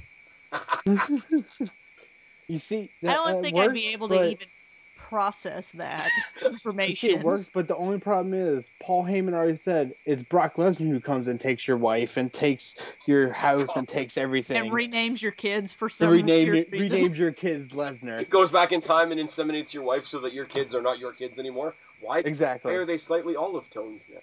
But I honestly don't know. I really don't know what they would do with Cena if Rusev would have win, because you couldn't put him back in that U.S. title picture, obviously. Have a snap, maybe? Maybe they'll actually have Jack Swagger win it, finally, after the 12th time of losing to Rusev. And then he's just going to go get high and blow it all away. Yep, pretty much. Okay, so realistically speaking, we're all taking Cena on this, right? I think Cena's going to walk out with it. And then Rusev's going to fade away into nothing. All right. Travesty. Another one of those I might be on an island thing, but this is one of the matches I'm looking forward to the most at WrestleMania. Laugh at me all you want. The Bellas versus AJ and Paige. I'm looking forward to it. I'm actually. So am I. Blunt break. Yeah. I do not think it's actually going to be a piss break. I actually think it's going to be a fairly good match. And this is with my noted, almost famous hatred of the Bellas. I hate them so much. Well, this is the thing. This is the fan... Okay. Again, I'm going to make a Cena reference here. CM Punk was the perfect answer to our hatred for John Cena, right? Mm-hmm. AJ and Paige are playing the CM Punk role at this point, ironically. Like, how many of us can't stand Total Divas and everything that came along with that? I've never watched the show. No, but I mean, like, all the pushing of it on Raw, how... Yeah, it's dumb. The featuring of those stars on Raw versus people who could actually wrestle. What's funny is that I actually like Brie Bella more than Nikki Bella, because I feel like Brie at least has something of a character. Nikki Bella is just a terrible, terrible female knockoff of John Cena. She's never had a personality. She was either one of the Bellas, she was either a twin, or knockoff John Cena. Well, think about how she was brought into the company, though. She was Brie's Damian Sandow for a while. Yeah, she was. She would hide under the ring and switch out with Brie. But what I will say is, like, in all fairness, like, I get the whole, like, it's WWE law, you're not supposed to like the Bellas. The Bellas, since debuting in the company and since we ripped on them for being twin Barbie dolls, have gotten better in the ring. Like, obviously, but they are horrendous on the mic. Horrendous. I wish you died in the womb. Horrendous. Seriously, Nikki Bella, with all that money that your boyfriend is making, can't he buy you some fucking acting classes? Are you kidding me? Apparently, let's be real. The only diva that's really good on the mic is AJ. Like, Paige. Let's be Paige isn't that bad. Punk. She's a mini CM Punk. She is. I'm gonna go on a bold prediction here and make a very wild prediction when it comes to this match. AJ Paige win? I don't care. Not just that. I think that you're going to see Brie turn on Nikki, and I think you're going to see a Fatal 4-Way at Extreme Rules for the belt. I would love for this to be at the last minute change to a Fatal 4-Way. And, pick up where they left off on that feud with Nikki and Brie, where they hated each other, and then, oh, wait, the next week, just forget about that part. Remember that whole feud they were having? Yeah, that didn't happen. The promo that you're going to see on SmackDown tomorrow is basically Brie being like, sure, we had issues, but not as many issues as you guys have, and we're family. We can forget. But what a ploy, though. If you switch a feud, you switch something that's going on and completely drop it. What better way than to say, oh, it's a ploy to get close enough to you to burn you on the biggest stage of them all. Now I'm going to take the fucking belt. Fuck you. Yeah, but right now, if you do that, and Nikki basically becomes the only heel diva on the roster. So that means it's Nikki versus everybody. And that's a face roll, not a heel roll. But you can play it, but it's, what, in terms of having Brie turn on Nikki? No, as far as the division as a whole, basically the Bellas are the heels of the division. So if you take and make Brie face again, Nikki's the only heel in the division that's worth anything. You can turn either Paige or AJ back to heel, like in a fucking heartbeat. So wait, next month it's going to be Paige and Nikki versus AJ and Brie? Yeah. Well, but all I want out of this match, I hope it gets the win, but all I want in this match is a double submission spot where both Paige and AJ have the PTO and the Black Widow locked on the Bellas at the same time. Because I think that alone will be the snapshot that I take from this match. Could happen. If Suave were here, he would say that Charlotte would make a surprise debut at WrestleMania, but I doubt that will happen. And you know what? On the one hand, that would be awesome, but I hate the way that everybody that sucks NXT's dick is like, well, this would be better if you just threw in some NXT guys. Like, that's... Charlotte said... give them that exposure, hey, you know? No, I'm not... And this is nothing against NXT, and this is nothing against Charlotte Flair, because she's fucking amazing. But this is just my comment on NXT as a whole. No, it's my comment on the YWC as a whole. Yeah. Like anything that's not NXT suddenly sucks. We pretend that NXT is a different company so that we can say, here's one more company that's better than WWE, when realistically, go, stick your own head up your own ass and take a look around, because they're the same company. Well, that was like years back whenever they had, and this is going back a couple years, when Nexus debuted. Oh my God. And Daniel Bryan got fired for doing the infamous tie choking thing. Yeah. And many people were saying that is when Nexus died, is because Daniel Bryan was obviously the leader of Nexus. And therefore, when he got fired, Nexus was dead at that moment. Which, granted, it was dead late. It became officially dead later on. But... Nexus I remember getting into screaming fights with people saying that they were saying Daniel Bryan was the leader. Why was Daniel Bryan the leader? Wade Barrett won NXT that year. Daniel Bryan was the leader. Why did he not come out alone first? Because he's the indie darling. And anything that's not the WWE prototype is good if you're trying to be counterculture. Remember the setup that they did when they debuted? When they came down, Barrett came down, and then the rest of them came from the crowd. They disassembled the ring and beat the fuck out of John Cena. It was glorious. If Bryan was the leader, why didn't he come down? They obviously put Barrett there. That's what I kept saying to people, but they kept insisting that Daniel Bryan was the leader. And I'm like, Wade Barrett was obviously the leader. He won NXT. He was the only one at the time with a guaranteed contract. Hey, guys, I have to say something for a second. Speaking of Wade Barrett, you remember the Core? Oh, God, yeah. No, but I will say, I love NXT. NXT 2.0. Or Nexus 2.0. The end of days. I love NXT, and I don't want anybody to get me wrong on that, but NXT is not another company. What NXT is, compared to Raw, is the brand extension done properly. Oh. NXT is not the saffron of wrestling. You can't sprinkle it onto something and make it better. Well, yeah, but I mean, like, when they tried to separate Raw and SmackDown and treat them like two separate companies, and everybody's like, no, it's WWE, fuck off. But, like, Raw and NXT are two different brands of WWE. And well, that's because if NXT had WWE manufactured guys on there, it would not be as important, because they are essentially stealing talent from ROH and from NXT, or not NXT, TNA and other companies. They're bringing in all these like indie darling guys. That's why all the super snarky smart marks are loving it. Everybody watching Raw is like, well, we like NXT because we get new people. I mean, it's a developmental territory. It's a recycling plant of new people. Nobody you see on Raw is going to be new because you've been watching NXT and they all go to Raw. So you're setting yourself up an argument that, yeah, is technically correct, but it's stupid. NXT is a place where you can, where it's an Etch-a-Sketch. You can try and make something, and if you're like, that didn't work out, you just shake it and try again later. And ultimately, people, too, don't scrutinize NXT the way they scrutinize Raw. If they did, there's been stupid stuff on NXT, too. Oh, yeah. Like the hair remover dog bit. I don't think I watched NXT for that part. When yeah, it was with Enzo and some French guy, yeah. So back to Barrett. I'm just intrigued by that. Yeah, back to Barrett. Anyway, so for the Divas tag, we were talking about the Divas match. I don't know how we got here. Welcome to my channel. It's taken a long time for you to get here, Kristen. But yeah, the Divas tag. Does anybody think the Bellas are winning this? No. No, this is I don't know now because they had them. Paige and AJ had their little hissy fit fallout on Raw. They fixed it on SmackDown. They fixed it on SmackDown? Well, they're doing the whole, like, the enemy of my enemy is my friend. My friend kind of thing. I think the Bellas are about to get their comeuppance, but it doesn't matter because at the end, Nikki Bella is still champion.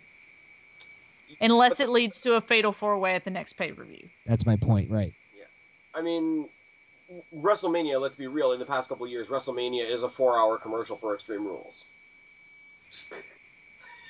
Like, that's the thing. But there's no way that AJ and Paige don't deserve to take this match. No, they need to. The Bellas have been a reign of terror for a while. It's time to end it. Yeah, it's time for them to get knocked down. This is where, and again, this is our protest match. This is our CM Punk match. We hate Total Divas. We hate what it's done to the Divas division. Here's our champions. You know, the anti-Diva and the anti-Total Diva are going to take out the Total Divas. Like, there's your simple story. It's nice and neat. In fact, expanding upon a point, I don't remember who made the point about it being a fatal 4-way later and Brie turning on Nikki. It may not happen at Mania, but say Nikki gets pinned by AJ or Paige, I think that would be a good reason for the Bellas to start their slow breakdown into that would be the fatal 4-way match. And it's a way you could keep them both heel, but they just hate each other too. That's why this match almost needs to end in submission, because whichever Bella taps out, the other one yells at them for costing them a match. Because, like, a pin is one thing. You can get knocked out and get pinned. But if you submit, that's, like, a conscious choice. So, like, there's going to be either Paige and AJ take the title off Nikki and they go and fight over it again, and the Bellas just do their thing. That's what I thought we were going to get. I thought we were going to get Paige and AJ just because, and then Bella versus Bella for the title, but that obviously didn't happen. Anyways, shall we move on? Yeah. Sure. In one of the 3 matches that's just kind of happening for reasons, Randy Orton versus Seth Rollins. Rollins goes over. Rollins. Oh, Rollins goes over. Rollins goes over, but is there anything to even say about this? I mean, there's going to I think it'll be a great match. And punting. If Orton wins, Rollins is cashing in at the end of the night. I think it's going to be a good match, though. I mean, it may not have any real point to it other than I'm Randy Orton, I'm getting my revenge. I'm Randy Orton, I'm getting my revenge. Even though he already did that. Like, revenge for the beatdown, and it's one of those, I was booted from this faction, now I'm going to take out their new figurehead. It's the exact same as when friggin' Randy Orton was booted out of Evolution and took on Triple H directly. Now he's taking on Triple H Jr. with the bad haircut.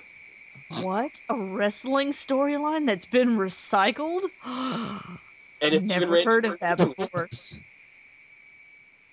even Randy Orton doing it. All we need is Bautista.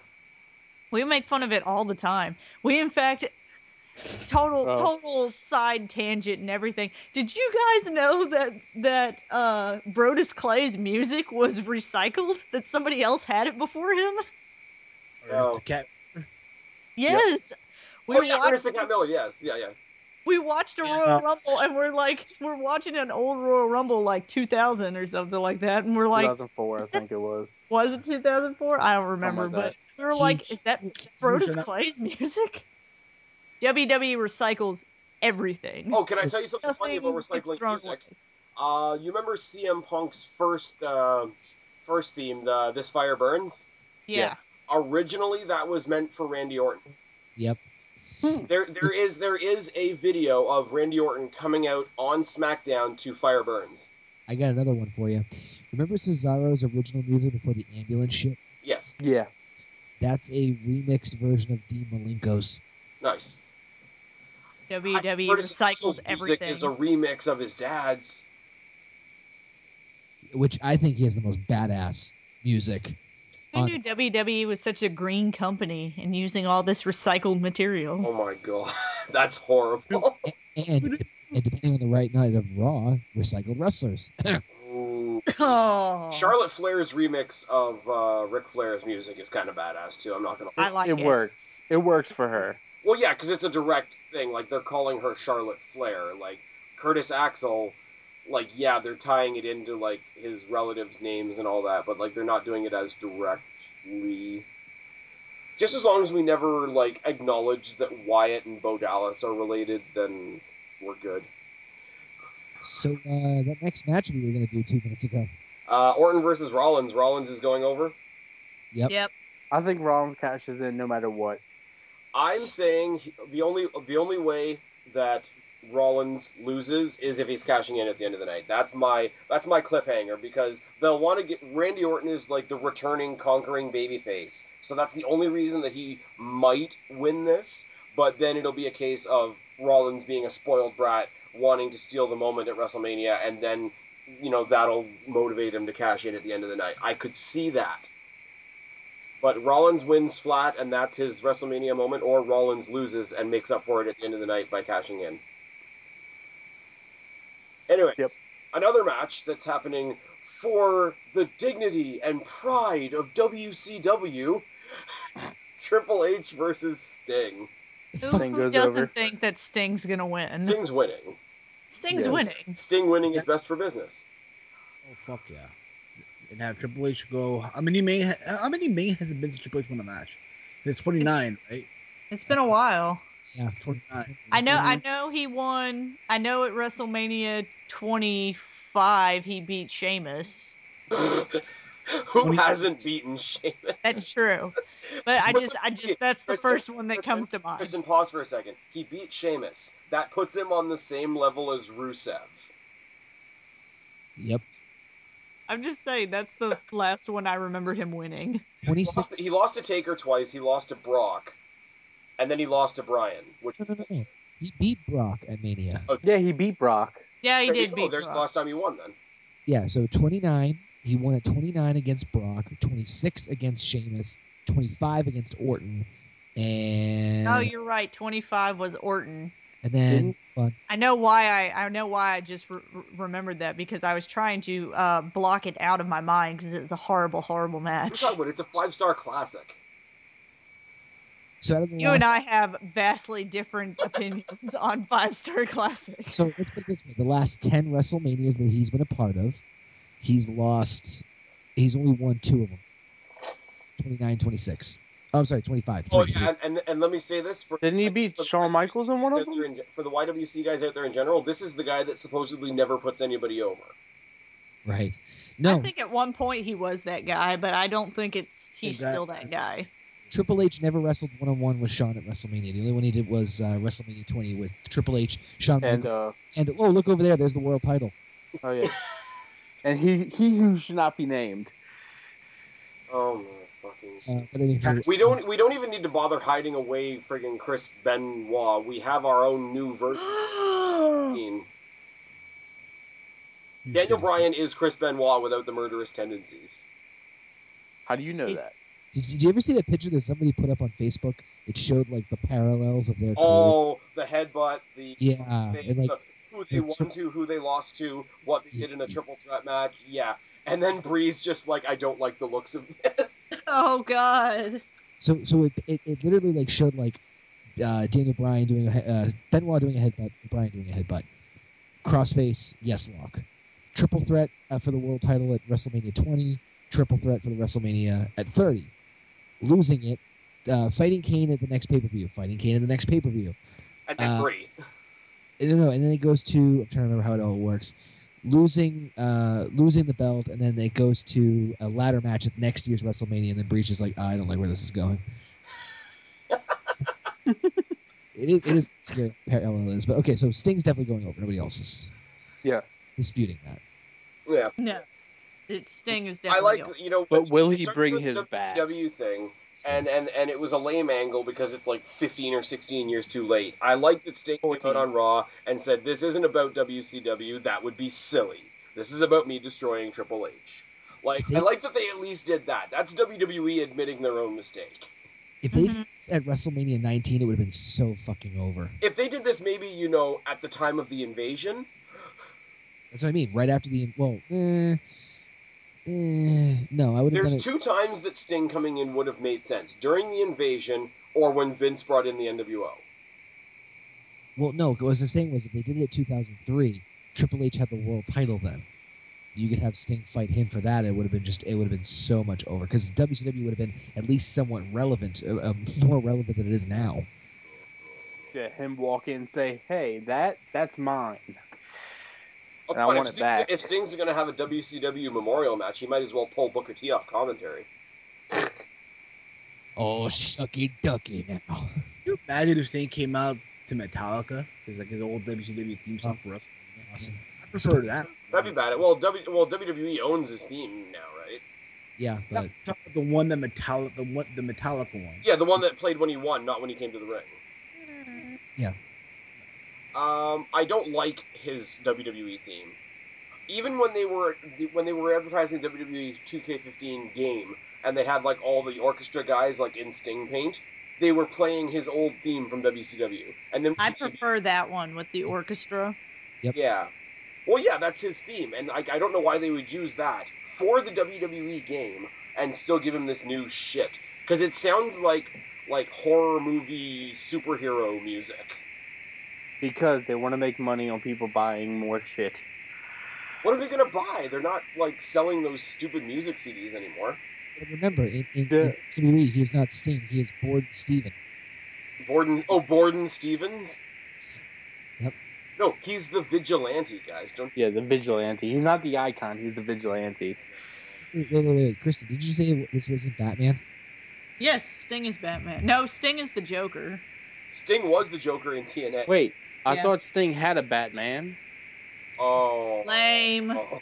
Lame. Stop. No. Boo. Get off the stage. I'll be here all night, people. No, I said wrestling doesn't have to be Batman. It doesn't have to be all gritty all the time. All grit all the time. Because of jokes like that my show doesn't have a TV deal anymore.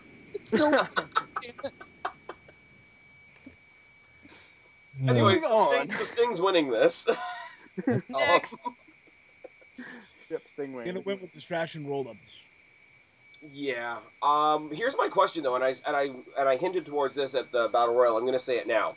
People are gonna get involved in this match. The Authority is gonna get involved in this match. Are we going to see Ziggler, Rowan, Ryback, any of that team anti-Authority? It would make sense because he essentially is the reason they have a job now. It would. You'd have to see John Cena, Ziggler, and Orton, the people who Sting came in to save. Yeah. It'll depend where the ladder match falls as well, but we'll get to that in a second. Another match that's just kind of happening for reasons. Undertaker versus Bray Wyatt. Let's take a second and talk about how awesome that promo was on Raw. They've all been awesome. No, but specifically the one on the Go Home show. Gotta say that Bray had a very difficult task ahead of him. He essentially had to carry this entire feud by himself. And he did it. He pulled it off. And it wasn't difficult to him. He knocked it out of the park. He knocked it right out of the park. And that's not an easy thing to do, is to be able to captivate people by just talking. He's one of those rare guys. Having nothing to bounce off of either. Yeah, he's one of those rare guys that they said that can just talk people in the seats. And damn right he can. When he started using the Undertaker's gimmicks on Raw, I was like, this guy's fucking gold. By next year, he better be a fucking champion. Supposedly he was going to break the urn. I would say yes, other than the fact that part of the Punk story was Paul Bearer's ashes being in that urn. Yeah, but no, they're going back to the original. That the urn was Undertaker's source of power. So that whole promo we cut where he was going to open the urn. So the whole Royal Rumble '94 where the green thing came out, he appeared in that Titantron, whatever, and he elevated up from the Titantron. Yep. Yeah. It was supposed to be like he broke the urn, but in any case, promo wise and hype, this matchup is unquestionably probably one of the best ones they have for the card. If not, but match-wise, I think it will be better than we think. I think it's going to be different than what we expect. I think it can't be worse than Undertaker's match with Brock Lesnar. And let's just forget the fact that everybody was upset about the fact that last year, and Brock Lesnar's reckless as fuck. Exactly. Forget the fact that Taker lost. Take that out of the equation. That match was horrible. It was a bad match. Yeah. Two things about this matchup going into it that I noticed. Number one, I just saw a picture of Taker recently. He looks better than he did at WrestleMania 28. Good. Which is the match at Hell in a Cell. Two, and I mean this in the nicest way, Bray's matches are very theatrical. If you actually go and watch Bray Wyatt's matches, that's why it fits with somebody like The Undertaker. Right. Like, I'm sorry. That's why he had a hard time having a good match with Dean Ambrose, or at least in my opinion. Right. No, I could see because that. I remember watching those matches and wanting to like them, and they were just there. Yeah, but here's my thing, right? This is the one match, and I'm sorry, like I'm gonna be a little sentimental here for a second. The Undertaker, like, not streak match anymore, but for lack of a better term, the Undertaker match at WrestleMania is where I can forgive a match not being a 5-star classic, because this is the one that's about story, about theatricality, about, like, you know, the ghosts and goblins of wrestling's past and all that shit. And for that, Wyatt and Taker are made for each other. This is the one time of the year, and, you know, I've heard several interviews with, like, backstage people and whatnot. Whatever Undertaker does at WrestleMania is where all the creative guys in WWE, no matter how long they've been there, no matter how old they are, young, old, indifferent, whatever, this is the creative thing that everybody drools over. Because you can do anything with an Undertaker match. Yep. And Bray Wyatt is the new version of that. So throw the two of them together, and there is no wrong answer. Like, it could be a brawl. It could be a grappling contest. It could be, you know, if Undertaker's well enough, it could go to the sky. And that's the beauty of it, is that the fact that because Bray Wyatt's matches are more in the theatrical sense, they can custom tune the match to Taker's limitations or lack thereof, and not break him like they did at third. With Brock? Right. Yeah. Brock's match, you knew what you were going to get. You knew what you were going to see when you saw Brock and Taker put it. When you saw the graphic, you knew exactly what kind of match you were going to get. And whether it was Taker being unprepared or Brock being way too fucking rough, whatever the reason, we got the result that we got. With Bray, not only is he better trained, obviously, but like I said, his matches are very theatrical, so it's going to be able to, it's going to look better no matter what way you slice it. And last year, the one thing that nobody's really thinking about as well, like, yeah, Undertaker got his bell rung in that match too. But this is, like, Undertaker was 21-0 at that point. He went into this knowing that that was about to end. There's a part of you that would be very hard to keep motivated going into that. And I'm not saying that Undertaker's not a professional guy. I'm not saying that he's not in there putting in his 100%. But you gotta think in some way, like, his heart was in a different place. Like, there is that element to it as well. I would like to ask you guys something, because I've seen a lot of my more snarky Smart Mark friends talking about this, and I disagree with them, but I just wanted to see what you guys thought. A lot of people are saying that this match doesn't mean anything because there's no streak attached to it. Bullshit. To an extent, but let's be honest here. In a perfect world, a lot of people would have wanted Bray Wyatt to be the guy to end. That's a lot of pressure for a new guy. Yeah, I don't think that's true. However, when you look at Bray Wyatt, people are more fond of him because of his character, not because of his in-ring ability. And let's be honest, his in-ring ability is green as shit. It is. His character is what people are attracted to. I have to give Brock Lesnar credit for one thing. Brock Lesnar has done, and I know people have different opinions of Brock Lesnar and what he's done and all that sort of thing. Brock Lesnar and the way they used Brock Lesnar last year did a huge favor to the roster because he took a bullet by being the one that beat the streak. Yep. Because there's certain people out there, and I want to try to explain this in a way that doesn't sound like I'm just pulling it out of my ass. But actually, no matter how popular you are, no matter, everybody had that conversation, the streak should never end, but if it does, it should go to Punk, it should go to Wyatt, it should go to whoever. But regardless of that, regardless of who you like or who you respect, the person that broke the streak was gonna get hate from the crowd. To a degree. But what I think they did, they took a safe route by making it Brock, who is seen as the outsider, the guy that left wrestling, the guy that ditched us for UFC, who has a bunch of hate anyway, who's a heel anyway, who's got Paul Heyman, who can take that crowd hate and use it properly, because whoever beats, and it might be Roman, which I know a lot of people hate, but whoever beats Lesnar takes all that hate that he absorbed by beating the streak and makes us love the other. I mean, anybody other than Roman. I know YWC says we're not allowed to like Roman.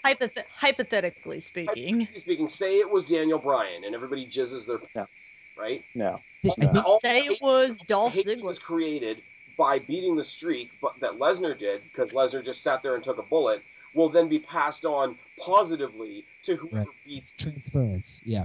The thing is, I've said this before, because I've said this numerous times before the streak was broken. I said whoever breaks the streak is cursed. It's more of a curse than it is a blessing, because, and this is why Brock was the perfect person to do it. If you have somebody on the roster, as Chris was just saying, it's a huge burden. It's a huge pressure to be under. Think about it this way. It doesn't matter who you are. It really doesn't. It doesn't matter if you're a veteran, a legend, an established guy, or a new guy coming up. No matter what you do in your career, doesn't matter how many world titles you've won, doesn't matter how many matches you've won, doesn't matter who you will be forever known as the guy who beat the streak. You could go as the one behind the one in 21-1. It would be their version of I beat The Rock and Stone Cold in the same night. It became the undisputed champion. Bam! 5 degrees of Jericho. That was a good thing, though, but I'm saying there's so much potential hate because there's very few things that wrestling fans these days hold sacred. One is the Royal Rumble, which they tend to fuck up these days, and one was The Undertaker's streak. We didn't want to lose that. There was potential hate that went with that. I think if you look at the roster, the only person that could take that bullet hard and make something good out of it with the help of Paul Heyman is Brock Lesnar. Because other people, no matter how much we like, say it had been Ziggler, for example, there's a potential that would have gotten him fucking hated. And instead, you put all that hate, and it's not even heat, it's hate. Because nobody was happy about that. I'm not concerned about the hate. I'm talking about in terms of just living up to the ideal of you beat the Undertaker streak. Remember how we talked about how Cesaro's push with the Battle Royal went sour quick? That could go sour, and then it's wasted. Yeah. That's what I'm saying. My thing is, and I did say it to this specific person who put it up on their Facebook page, that they were like, well, the streak's not attached, so therefore it doesn't mean anything. I say to you, The Undertaker is more than the WrestleMania streak. Yes, the WrestleMania streak is phenomenal. It's going to live on forever. But you're still talking about a multi-time heavyweight champion, WWE champion, he's held everything, right? Yep. And the thing a guy who's been in the business longer than anyone else on the roster right now. Undertaker is more than the WrestleMania streak. Undertaker's more than WrestleMania. Let's be real. It still means something to beat the Undertaker, whether he has the streak attached or not. It's something to face the Undertaker. Yep.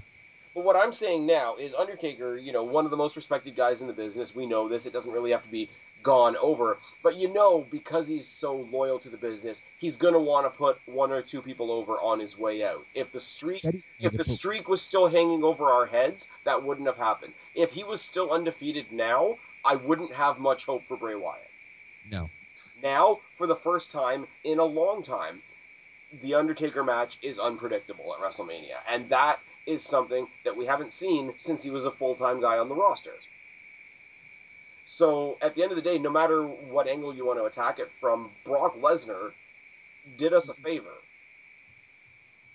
Yep. Whether we want to agree with it or not. And the only other person who I think, the only other person who I think could have taken that bullet early is if they did brother versus brother a third time and had Kane do it. Just because have both of them go out on that and say that Kane, he finally was able to overcome his brother. If Kane was to go at the same time as Taker, then maybe. But that's it would be less of a hurt John to everybody. Turn heel. Fair enough. But who does everybody think is going to win, or does it matter at that point? With the streak no longer over Taker's head, I think he's going to put people over on his way out. Honestly, it's a lose-lose situation. I was about to say that. Because if you want Bray to win, granted, yeah, but then again, what do you do with Taker? Now, if you have Taker win, which again I see happening to an extent, what do you do with Bray? You have Bray lose twice at WrestleMania. What I think you do, and this is like going long term for Bray, because Undertaker can absorb a loss. Like, Undertaker is beyond question at this point, if you look in most fans' eyes, right? You have Bray go on to lose or Bray goes on and beats The Undertaker. Sting comes out the next night on Raw, challenges The Undertaker for next year's WrestleMania. Wyatt comes out, interrupts them, says, no, I beat WWE's icon, now next year I'll beat WCW's icon. Really or at least keep Sting occupied until Mania, because obviously WWE can't push a storyline for a year. Don't. Because they can't doesn't mean they won't. Yeah. I was surprised they pulled the trigger with Roxy. Okay, I should rephrase. Obviously, it'd be a horrible, horrible idea if WWE tried to push a storyline for a year, because they tried to do it with Cena too, and we were all done with it by the second month. Hell. See, Cena 1 was a year build. Yep. Was that one the year build? Yeah, that's right. It was. That one was the year build. Fucked him over in the Miz match, challenged him the next night on Raw. They carried it to the next year. I think I was the only person that didn't want to see Cena either time. Like, I wasn't excited either time to see it. Because to me, Rock versus Cena was kind of like when you're playing like a fighting video game and you pick the same character, but whoever's second player has like a slightly altered like attire. Yeah, that was what that match was. Red or something like that. They did that on the old Street Fighter game too. To me, it made it unpredictable at the time because you didn't know what was going to happen. Well, it was just stupid the way they did it, because WWE never laid it out in a way that there was a good guy and a bad guy. It's just, here's two guys bickering. I don't care. I wouldn't, for that particular match, I did not care. What I cared about was you have two guys who are at the top of their game in theory, and you put them in the main event because they obviously hate each other. You let the fans dictate who they want to choose for because it's a bipolarizing thing, kind of like the Rock Austin second time. Yeah, except they were in Miami, so that kind of failed. Well, that too. But our joke was it was the first time somebody from Miami won in that stadium in a long time. Oh no! Come on, they have the Miami Dolphins there. I don't really? Sports. Someone said only Miami can Dolphins drown. Anyway, yeah, well, that just happened. Anyways, and they were criticizing two different sporting events. But it is the Super Bowl of wrestling. For me, it was like, okay, what's going to happen? It's kind of like what we were just saying about Bray Taker. You don't know what's going to happen. Now, as far as that match in particular goes, as far as Bray versus Taker, I agree with Steven. It's kind of a lose-lose situation. If you have Bray go over, then Taker's return was basically just to put Bray over. Not that it's horrible, but it's Taker. It's still that kind of loss may look kind of a little iffy. But obviously, if Bray loses to Taker, then that kind of derails Bray's push a little bit. But Bray's already had like one scratch at the main scene and lost. In my opinion, the lesser of two evils is Bray's got to win. Bray needs the win more than Taker does. So I think Bray's going to go over. Kristen? I think Bray does need to go over. What I'm afraid of is because the rumor is that Taker's last match is at WrestleMania, is next year's WrestleMania against Sting, supposedly. That I'm fully they okay want to with give the him fact a win. they did not do that this year. I'm just putting that out there, and I know, I watched WCW back in the day, and I've said this before, and I want to throw this idea out to you guys now, as I've done to Connor in the past. Everybody wanted to see Sting versus Taker, or at least that's the general idea. The problem is, 15 years ago, when WCW was a thing, somebody said to the buddy next to them, "Hey, you know what'd be really cool? Sting versus Undertaker." And they took a snapshot 15 years ago in their head of what that match would be like, and they've carried that snapshot. They've carried that snapshot for 15 years, and what you get now exactly isn't going to be that match. So what you get now is going to be the most depressing fucking thing since the Lesnar match. Well, here's the thing. It depends on how Taker looks at Mania. It really does, because it depends how Sting looks at Mania. It doesn't matter if they go in there and have a great match. They're 15 years older than when we originally made the idea in our heads. But it's not going to live up to that, obviously. That's like saying, hey, you know what'd be really cool? I'd love to see Ric Flair versus Triple H.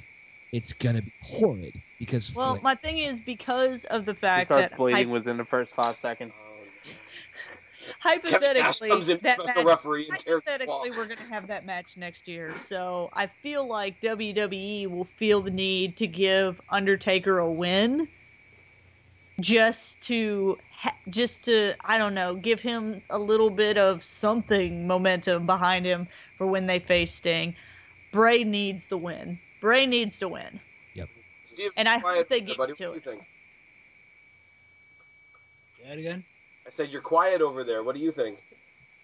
Well, I think, again, between Sting and Taker, right? What we're talking about, right? Sting and Taker, yeah, pretty much.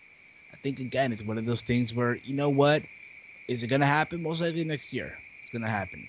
It shouldn't have happened years ago? Absolutely. But it's one of those things where, there's no way Sting's going to be Taker in Texas. No way. There's no way Sting's going to beat Undertaker on a WWE pay-per-view. Exactly. Period. Granted, depending how Taker looks against Wyatt, you would just say when they go at it next year, who's going to carry who? Mm-hmm. I think it'll be more a case of friggin' Sting coming in, wanting to face Undertaker, and them being like, "Look, there's no way you're going to beat Undertaker. We'll give you a win over Triple H this year. Do this for us next year," and vice versa. It'll be with Undertaker. It'll be like, "Okay, we need you to put Wyatt over this year, and we'll give you your win over Sting to send you on your way." Like, I think those two matches are very closely related in some ways. I can't put my finger on how exactly. I'm not Nostradamus, but I think there's a little bit of something there. But the thing is, our third co-host Suave always talked about that with this match. How he wanted it to end was, hypothetically, if Taker was going to retire after this match, there was not going to be a next WrestleMania. There was not going to be a Sting versus Taker. So it's all hypothetical on this being his last match. Bray Wyatt beats The Undertaker, goes to pin him. 1, 2, 3. The lights go out. The lights come back on. Bray's doing like his pose in the middle of the ring, and all that's left in there is just Undertaker's boots. Because back when they would retire, that you would leave your boots in the ring. Right. See, if they were going to do something like that at WrestleMania, I think it would be cool. I think it would be a lot more symbolic if Undertaker comes out as like old school, Undertaker as possible, druids, caskets, the whole bit, and he loses. He gets up, he gives Wyatt like a bit of a stare down, and basically hands him the urn and walks away. See, I was about to say, the typical thing in wrestling is that when you leave, you put the next guy over. So to have Taker beat someone as his last match on his way out, not that I don't think Taker... Oh, no, I'm saying this with a Wyatt victory. Oh, yeah, no. I'm saying for next year, if they were going to do Taker versus Sting, if they were going to still pull that off. What I'm saying is that if Bray beats Taker, and then that's when Taker bows out graciously, it makes all the sense in the world. Taker seems like the individual who does what's best for business, obviously. He's wrestled with a broken eye socket, cracked ribs, and God knows what other injuries. And how many concussions? Let's be real. Too many. And I'm a huge Taker mark. So I think he would out of respect for the business, would not want his last match to be a match that he wins. No. So having said that, I have a very strong feeling this might be his last match on Sunday. If Bray to go over. I hope. If his big thing is that he's going to put over Wyatt and just have a nice, quiet induction into the Hall of Fame, I would be okay with that. I would be okay with never seeing the Sting match for the reasons that I already mentioned. He said that he wants to put Wyatt over. He said that clearly. Like he loves the character. He loves the guy. He wants to. And the characters fit. Like he's a natural next Undertaker. Like I don't want to be cliche, and we always say that so and so is the next so and so. But if you're gonna pass the torch, like he's the logical one because it fits. But how many other matches we got left? 2. We have the ladder match and the main event, I believe. So I think we agree for the most part Wyatt should at least win this. Yep. Okay. The match that is going to seal the show, like bar none. Intercontinental 7-man ladder match. Barrett, Truth, Harper, Stardust, Ambrose, Ziggler, and Bryan. Ambrose is going to win. I think it's going to be Bryan. Bryan only because of the rumors that I've heard. Yep. And I think, Connor, I think you and I have talked about this briefly. Basically, the idea that they're going to keep the main title on Lesnar, have him be the part-time guy, and have the U.S. and Intercontinental titles be the main titles of the show. Bryan winning the Intercontinental Champion, he's going to be what Shinsuke Nakamura is to the Intercontinental Championship in New Japan. I don't know what that means. You might as well spoke Greek right there, man. He's basically saying that essentially he'll be the workhorse, basically what the title was in the 80s. I mean, back in the 80s, you had... It was a long-standing belief between fans and wrestlers alike that the Intercontinental Champion was the best in-ring wrestler. Sure, the WWE Champion may have put the most asses at seats and most sold tickets and merchandise, but that the Intercontinental was the best pound-for-pound greatest wrestler. It's the divide. It's Intercontinental title is the wrestler's title. The WWE title is the superstar's title. Yes. So I think Bryan's going to win. Who I'd love to see win it is Stardust. There's a part of me that really, and I know there's a lot of people that are mad that we're not getting Miz versus Mizdow, and there's a lot of people mad that we're not getting Goldust versus Stardust. Can you imagine, okay, the street fight that I said earlier, Stardust versus Goldust, at Extreme Rules, Goldust walks in with the friggin' Andre Trophy, and Stardust walks in with the Intercontinental Championship. It'd be great if it wouldn't happen. But it won't happen, I'm aware of this. I want Ziggler. I have had this conversation with Guapo and Suave because they both love Stardust. Stardust is fucking amazing. And tell me, Guapo, if I'm saying it wrong, but you guys say all the time, oh, but it's so unique. It's not a unique gimmick. He's being Goldust. No, he's being better than Goldust. Yeah, he's being Goldust 2.0. Yeah. That's the whole reason. Every single match I've seen, and I want this feud to continue, every single match I've seen between Stardust and Dean Ambrose has been fucking fantastic. Yes. Here's the thing. I don't know if you saw it, but Stardust cut a promo on SmackDown. Yes. That was fucking amazing. It blew my mind. I'm like, where did that come from? Did we lose Kristen? What's that? I think we did. Oh, damn. But anyway, but Stardust cut this promo on SmackDown about the ladder match that was fucking amazing, talking about like how history and the greatness of that and I can't even remember all of it. It was just, if you get a chance to go back and watch it, go back and watch it. It was from last week. It was phenomenal, and I think that him having the Intercontinental title and then Goldust introducing back into the feud to get that going would be a bad idea. However, it seems as if they're kind of strongly suggesting. Hey, I'm back. Hey! Go on. The entire time OKAYFABE's been trying to make his point about the IC title, we've all been like, where did Kristen go? Sorry. What was funny is that I made a whole point about Stardust, and I'm like, wow, everybody's really quiet, and then the call went away. We're quiet because we're not And there's the message that just popped up on my screen that says, "Hey, my call cut out." I just got that too. Well, the point I was making is that I don't get Stardust. I don't get it. It's weird to me. That's the idea. That there's not much else to get. Stardust is weird. Well, good. Then they pulled that off flawlessly. But it's not high on my. It's not high on my likability list. So what y'all saying is R-Truth does not have a chance. No, not even a little bit. Don't be surprised to give it to R-Truth. Don't be surprised. If they give it to R-Truth, it's gonna be okay. I have to say this. Jimmy helps to win. I gotta send out a big shout out to Deluxe Man once again. Daniel Bryan versus Sheamus 18-second rule. Now that was a bullshit call by WWE, but I looked at that biggest smile on my face because it's like, okay, my entertainment is going to be tomorrow when I go on YouTube and everybody's losing their fucking shit over this. If they give Truth the Intercontinental Championship, same thing, same deal. I was just thinking about this. Imagine, so you start at the match and each guy is paired off with another person, two one-on-one, and Truth just goes up and gets the belt. The worst part is they did do an odd number. Wait a minute. So what you're saying is Truth's going to win because there's an odd number of people and he can't even. Exactly. He can't even. But in all seriousness, I hate to say this because Barrett's the champion right now, but you could cut out Barrett, Truth, and Harper, say that we're having a match, Stardust, Ambrose, Ziggler, Bryan, and that would sell Mania. I'd pay to watch that. Mm-hmm.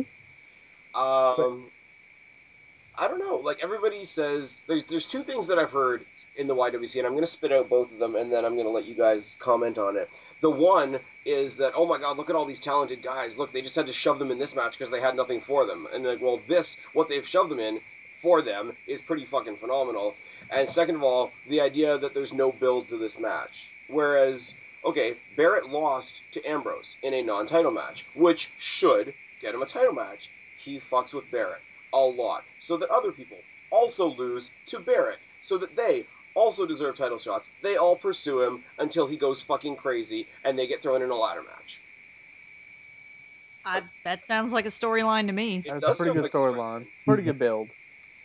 I mean, Truth, like, the one thing that bothered me the whole time was, like, Truth was always on commentary, up until, like, the Gauntlet on SmackDown, which, again, was fucking phenomenal. Truth wasn't competing with anybody. Like, all the matches they were having to build this, it was like Harper versus Bryan, and Ziggler versus Bryan, and Stardust versus Ambrose, and Barrett versus Harper, and all these things. And Truth was always on commentary for all of them, which is fucking hilarious. But it's like, I wouldn't be surprised if he decides that he's afraid of heights, and he, like, leaves the match to go do commentary. And that's a thing. And then everybody else, like, gets destroyed. And then he walks up the ladder and gets the belt. Kind of like Vince McMahon in the Royal Rumble. That'd be funny, but I don't think this is going to be the hilarious match. Or this is going to be your spot fest. Yep. This is going to be that, holy shit, this is awesome. Or that chant that I find hilarious. We're not worthy. What about yes? Yes. Oh my god. Yeah, yes. There'll be a lot of that. Let's chant maybe. Let's just chant maybe. Maybe. Listen, pretty much in a nutshell, this match is pretty much WWE saying, listen, we know you wanted the farm animal in the main event. But listen, look here. Are we all anti-Brian? This is what we want, right, meow? We're gonna give you as a talent. I'm anti-Brian, like, as far as what his character is. I'm not anti-Brian. I think Brian's a good performer, all you want. I just hate the way the internet had just literally shoved him down people's throats. Like, literally, he has become the YWC's John Cena. I was just gonna say that. He's YWC John Cena. Okay, again, I'm gonna go back, and I'm gonna sound like a stuck record here, right? Listen, I find it hilarious how there's people who complain when Roman Reigns beat Bryan at Fastlane. Oh, I'm not going to Mania no more. I can't do it. Fuck. Oh, I know two people who canceled their ticket the day after. Oh, with all like the it was that big a deal. WWE Network. I wouldn't have done. I wouldn't have done it. I would have been like, well, I don't really like it, but I've already paid for my flight and my hotel and my ticket. No, sorry, with that, you reminded me of a great point. I really have to say this right now, and there's you guys. This collection of awesome people that I'm talking to you right now are the only ones that I could drop this on, right? People say Raw sucks, NXT is awesome, right? Right. So their idea is to protest how bad Raw is. They're going to cancel the network where NXT is. So they're going to keep watching Raw and bitching about it and stop watching NXT, where WWE is going to look at that and say, well, we're still watching Raw, but they've canceled the WWE network, so they don't really care about NXT. How the fuck does that make sense? Oh my God, this is what we tried to tell them. Look, I gotta say this because a mutual friend of me and Kristen's, Kristen knows him a little bit more than I do. Actually, he's an ex-boyfriend. Side note. He posted something on our. Yes, he could be a bit of a dick, but he posted something on our Smart Mark page. Making a joke towards me, of course he can be a little bit of a dick. I dated him. True. Because that's what I attracted. So what you're saying, a little bit of a dick is all he has? No. I'm saying I'm attracted to assholes. It's a good thing I'm ugly as fuck then. Anyway, he posted on the page that I can't believe that they're doing this to Brian, yada, yada, yada, yada. They're giving Roman Reigns this push. Anything you do with WWE is supporting Roman Reigns. If you own the WWE Network, you support Roman Reigns. If you buy a Dolph Ziggler, if you buy a John Cena, if you buy every other person but Roman Reigns' shirt, you support Roman Reigns. No, I don't like the outcome of Fastlane, so I'm tearing up my WrestleMania ticket. You're an idiot. It's because you support Roman Reigns. Fucker. All of you who cancel your plans, give me your fucking ticket. My mom's a travel agent. I am set when it comes to airfare. I'm fucking set. So I'm going to wait for you from LA from your canceled network. And here's the thing. Let me tell you something about Fastlane and the Royal Rumble, okay? Let me tell you something about Fastlane and the Royal Rumble. You don't the same people who cancel because now you win. Guarantee you. Oh my God. Okay. The same people who cancel artists say, I guarantee you they're going to tune in to watch WrestleMania. Oh, yeah, definitely. Of course they are. They're full of shit. They're either guys that never had the network in the first place and were streaming it illegally, like Preston and Alex, or they're guys that have or mooching off of somebody who actually has it. But here's the deal, right? and I treat pay-per-views and all that. I treat it the same way as I treat a movie. You don't buy a movie on the condition that you like it. You buy a movie because you want to say, I want to see what they did. Same thing with the pay-per-view. You buy the pay-per-view to see what WWE does. You don't buy the pay-per-view on the condition that everybody you want to win wins. That's fucking bullshit. That's what I do. Well, I mean, we were talking about NXT earlier and how amazing it is and everything. And I think I was the only person in our group that did not like this. When Kevin Owens won the match and he won it via, like, I guess, technical knockout, which I had never seen somebody win the title via technical knockout, and I did not like it at all because I had never seen anybody win the title via technical knockout. I thought it was a dumb decision. I think he could have just as easily pinned Sami Zayn or whatever, or put him in a submission hold or whatever. I thought the technical knockout thing was dumb, but I still watch NXT because it's still great. Uh-huh. Well, I mean, same thing. In the early days of TNA, you could win a title by disqualification. That was retarded. Sting won the world title from Abyss by disqualification. For all these people that like nitpick everything about WWE, I don't understand how they are still watching wrestling if they hate it so much. There has to be something you like. I'll tell you why. You see, they think that the WWE is something like it's gonna be like in a Ring of Honor or PWG or AIW, where it's supposed to be about the wrestling. WWE is like a recipe, and wrestling is a small fraction of that whole recipe, pretty much. WWE is entertainment. It's sports entertainment. It's a lot simpler than that. I think WWE is the biggest game in town, and you look cool by shitting on the biggest game in town. Exactly. And I find it hilarious how there's other promotions as well. And I've seen this as well, like, I've seen it in TNA, I've seen it in Lucha Underground, other promotion where they'll take, like, little mini jabs, subliminal jabs. For example, Justin Roberts. He fucking did it at House of Hardcore. A guy who was bitter as fuck. You know what I'm saying? Same as Josh Matthews, another who's bitter as fuck. will say anything, just because it's him. You know what I mean? But the point is, though, at the end of the day, wrestling is wrestling, regardless of what promotion it is or what shape of the ring it is. You know what I mean? But that's where you get to the NXT conversation we were having earlier about people treating it like a different company. Like, people are so desperate to say, look, here's another thing that's better than WWE, that they take a WWE thing and say it's better than WWE. I hate the mentality that people think, oh, WWE is not wrestling. Oh, WWE has ruined pro wrestling. No, it hasn't. WWE, what they did, they took pro wrestling that was this, local, regional, Saturday night, Friday night thing, and they turned it mainstream into a global phenomenon.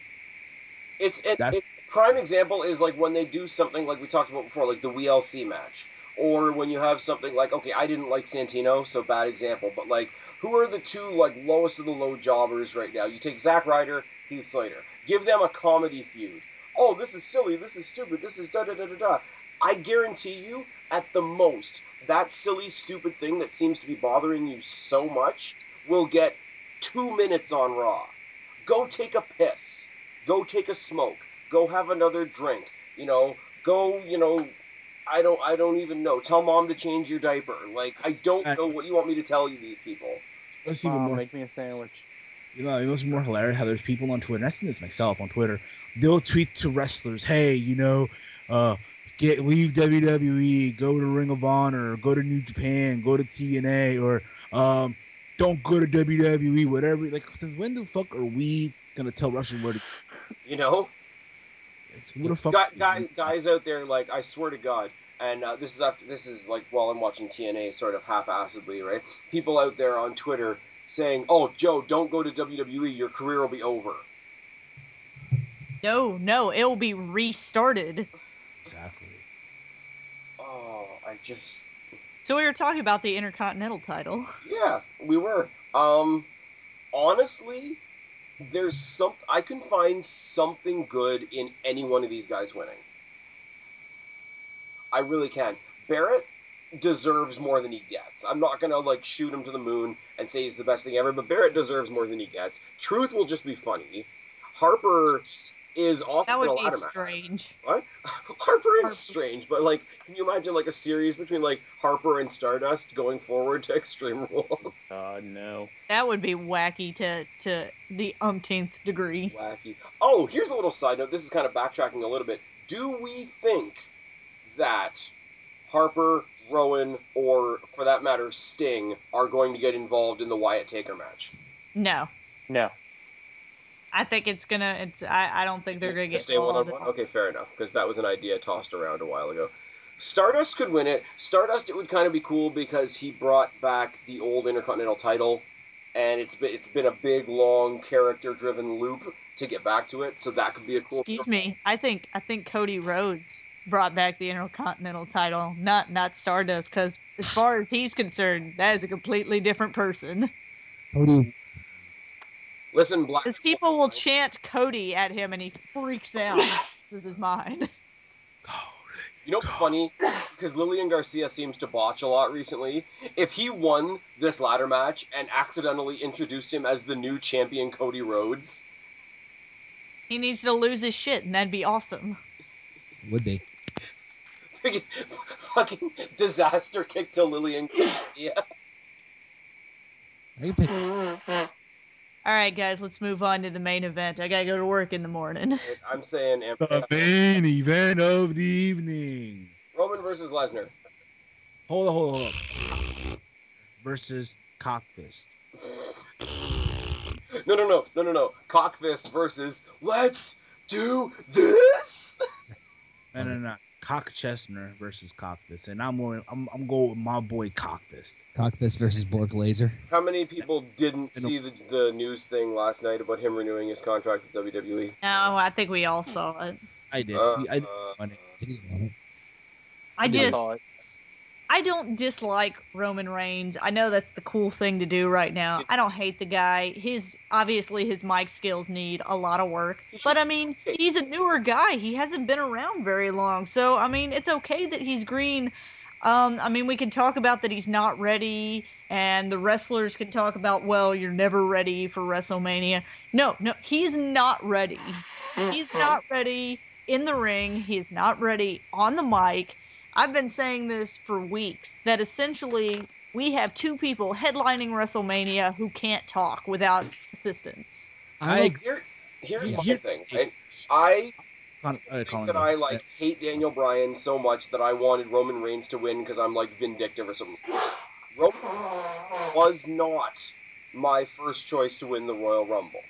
I was pulling for him 100% at Fastlane, but he was not my first choice to win the Royal Rumble. I'm not super ecstatic that he got a title shot at WrestleMania, but what I will say is I don't mind. Because everybody under the sun right now is saying, if you've been in WWE in more than 5 years, you can't touch the main event again. You know, Brock Lesnar can't, and Orton can't, and Cena can't, and nobody, unless you came from NXT, you suck, pretty much. So they want somebody new, right? And I'm not saying that Reigns was the right choice. But here's the thing. WWE sticks with the safe ones like Orton and Cena because they know the reaction they're going to get from the crowd. If they try something new and you shit on it immediately, they're going to go back to the old guard. But if you want to try something new, you have to give WWE room to fail. Well, my thing with Roman Reigns is we talk everybody, the YWC, the internet wrestling community, the wrestling community in general always talks about that they want something new. And so I feel like this is WWE's attempt to try and give us this is like their safe zone. They're staying in their safe zone. They're like, we're going to try and give you somebody new, but we're staying in our safe zone because he still has the look that their other champions do. But this is the thing. This is where the hypocrisy lies, because they want Daniel Bryan, and Daniel Bryan is not new.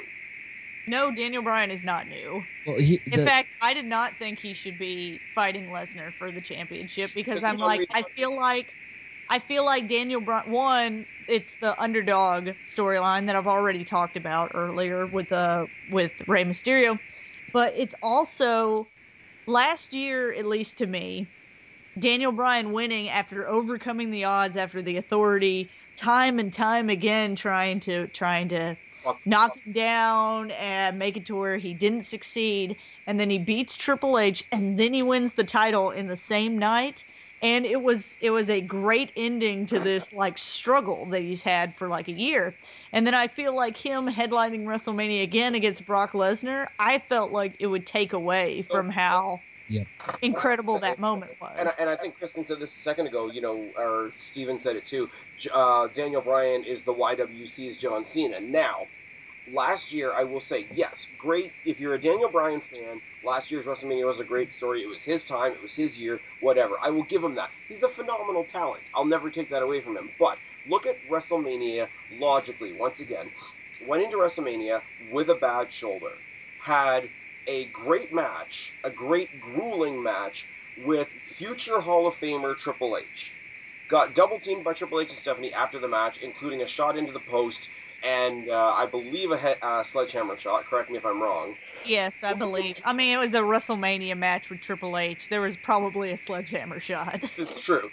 But, so there's that. He went in injured already, had his arm worked on the whole match, had his arm assaulted after the match in a main event level caliber match at WrestleMania. Then the same night goes on with his arm hanging off by a fucking thread against two more guys that are completely fucking fresh and makes the bigger one tap out with a submission that relies on that shoulder. You can say what you want about John Cena. Even John Cena has never been overbooked that much. And this year, if they had done it again, if they had called an audible after Reigns won and made it into a triple threat match, for the second year in a row, you would have the rightful champion, the proper challenger, and Daniel Bryan because people cry. But, I mean, I'm not thrilled with the alternative either, which is the match we have right now. I want Roman to Here's my thing with it, right? Here's my thing. People say that, you know what, he's not ready. And I agree, he's not ready. You know what I'm saying? But at the same time, like you said earlier, people say as well they want someone new. What would you rather have at this point? Roman Reigns or Cox? in the main event, it's again John Cena versus Brock.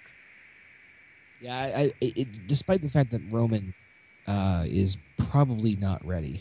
I'm gonna go on at the same time as well, you kind of already knew last year WWE's plan was again have Roman Reigns be the guy to go into next year WrestleMania, which is this year now, and main event and be the guy to slay the beast. Right. That is their plan. And they're not going to allow, again, the internet once again ruin their plans. Well, I mean, they gave the internet what they wanted last year. And they don't feel the need to do it again this year. And even if let's say for 1 minute that yes, Bryan is in the main event, how the hell are you going to out top what he did last year? There's no way you can do it. Because he'll be what an awkward match. Daniel Bryan has to be the one to beat the one in 21-1, or the YWC, like the indie fans or whatever, are going to sit in the corner and fap and cry. Like, which think about that match from a just talent, from a just physical standpoint. Oh, you're not allowed to do that. How awkward of a match is that? Could be Brock Lesnar, who is big time brawler, he's sloppy, he's just there to beat the fuck out of you. Roman Reigns, who hasn't really picked anything yet to be his style of wrestling. And then Daniel Bryan, who mostly does grappling and is a very precision wrestler. What an awkward fucking match to have. Oh, and the fact that like Daniel Bryan looks like a meal for Brock Lesnar. I'm sorry, that is a fact. As much as the indie fans are like, that shouldn't be a factor. This isn't real fighting, it's pro wrestling. I heard Bryan's more of a turd. Oh, that was awesome. Oh my god. Oh, here's another thing, and I know this kind of ties all in together, whatever, and I want to know how you guys feel. I know probably not a lot of you watch SmackDown. Nope. Every so often. The precursor to Ziggler versus Bryan this week on Raw was the end of the gauntlet match that they had last week on SmackDown, which was the last two members were obviously Bryan and Ziggler, because that's who we want to see, and WWE gave us that. And then they gave it to us again on Raw, and Ziggler won both times. So now, all these fans that have been saying for years and years and years, hey, you know, if Ziggler's going to be the champion, you got to give him a proper run. He only had 2 short runs. Give this guy a chance. Give this guy a chance. Now they've all of a sudden switched their tune. Oh, fuck Ziggler. He's burying Bryan. What, seriously? Oh, Dolph Ziggler deserves to be a fucking star by now. That man, I mean, we can all say he's the next. Everybody has said he's the next Shawn Michaels. He is not. He is Shawn Michaels, but he's Dolph Ziggler. He is Shawn Michaels right now in his prime.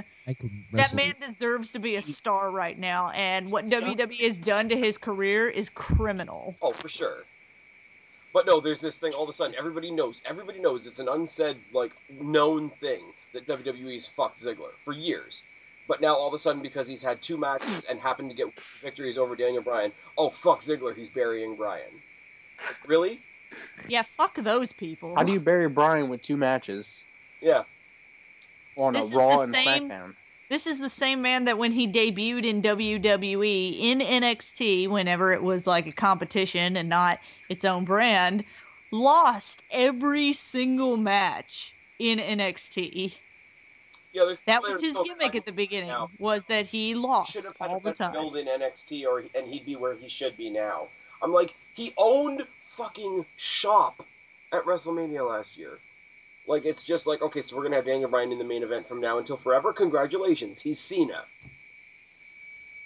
Daniel Bryan versus a cardboard cutout of Daniel Bryan with the guest referee of Daniel Bryan and CM Punk on commentary. Oh my God. People will still be upright because Daniel Bryan will lose. Oh my God. Oh yeah, Daniel Bryan will lose. And it ends in a double lariat tie. Oh my God. They both get knocked out. Yeah, but Daniel Bryan's screw job. That means Daniel Bryan lost twice. Daniel Bryan does the Daniel Bryan screw job on Daniel Bryan. Oh my God. Oh my God. In Aberdeen, Washington. Yes, in Aberdeen, Washington. Oh my God, where's with his wife watching? You know what the and then Daniel Bryan takes the title. We're talking about screw jobs and all that. I went to a TNA house show years and years and years ago, right? And you know how Earl Hebner always gets the "You screwed Brett" chants and all that? when Earl Hebner is in Canada, he doesn't have a referee shirt. He has a gimmicked up referee shirt that you can actually buy at Impact Shop or whatever. Damn right I did. And it just says "Damn right I did" on the back. Nice. That's awesome. I'm like, that's fucking great. And then he screwed over Angelina Love, and I cried. But anyways, moving. So who do you guys think is gonna win the title match? I want Roman. And is Seth Rollins gonna cash in? No, I don't think Seth's gonna cash in. Here's my take. I mean, overall, that would be the predictable thing to do. It would be predictable. Like, yeah, here come the cash, because again, all of us expected. My take is, again, from what it looks like from the reports that I've read, if Coxfist is the guy to go out there and win the championship, then they're gonna do a program with him and Rollins. Do I agree with it? No, because we've seen it already. However, now it's for the championship. But again, it's WWE, right? I think Rollins cashes in if he loses to Orton. That is my prediction. I think Brock Lesnar's winning. I think he's going to continue on. Brock Lesnar leaves WrestleMania champion? Yes, Brock Lesnar leaves WrestleMania champion. I'd love to see that. Connor, who leaves WrestleMania champion? I'd love to see Brock keep it because it's something different. Guapo, who do you want to leave WrestleMania champion? I want to see Guapo leave WrestleMania champion. Agreed. You're a past wrestler, and they aren't popular right now. All right, fine. Lesnar. Steven?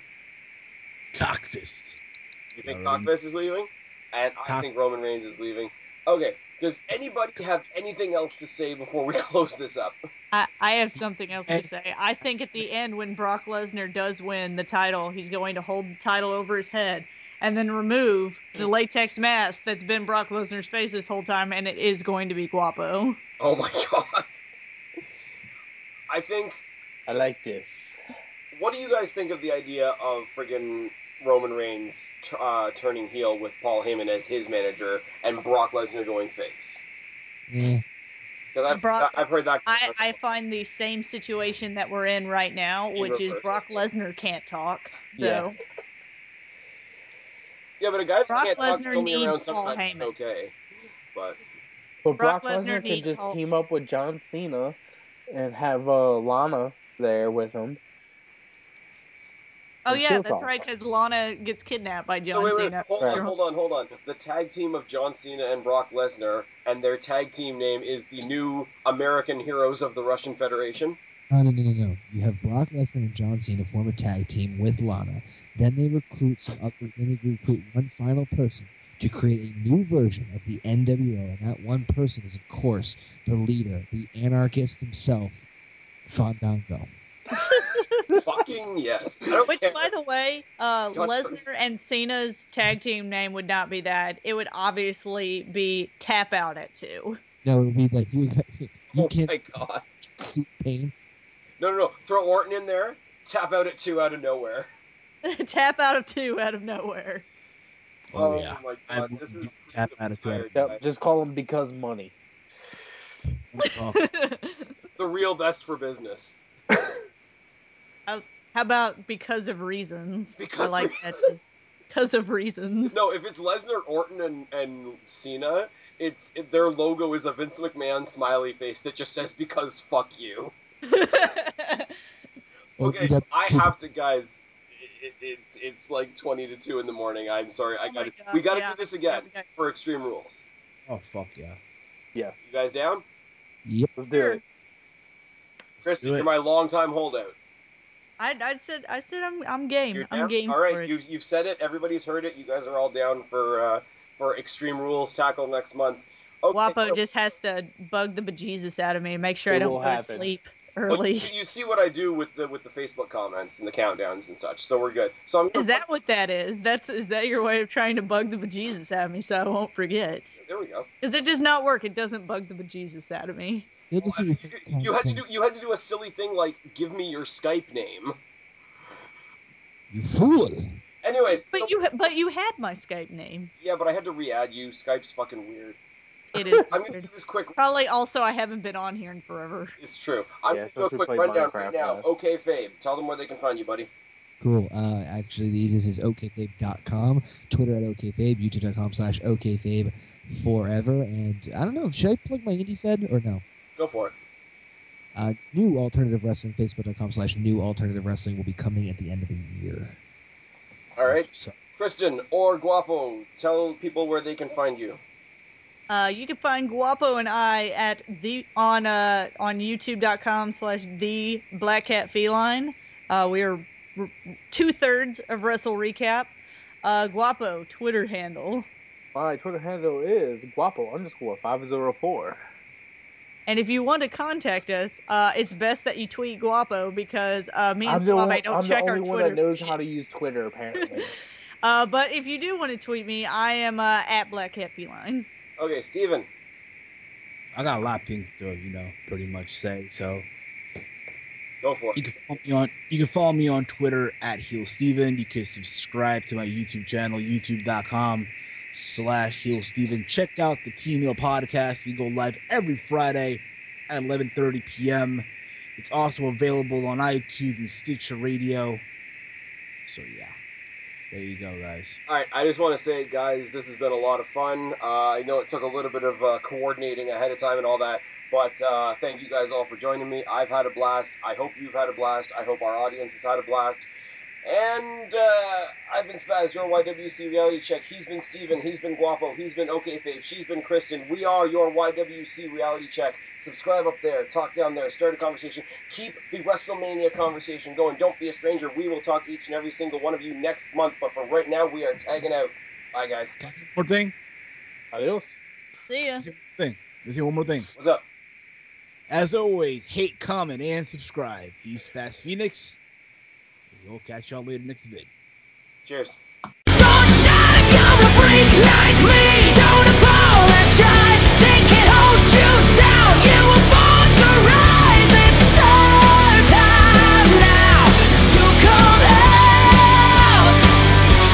a freak.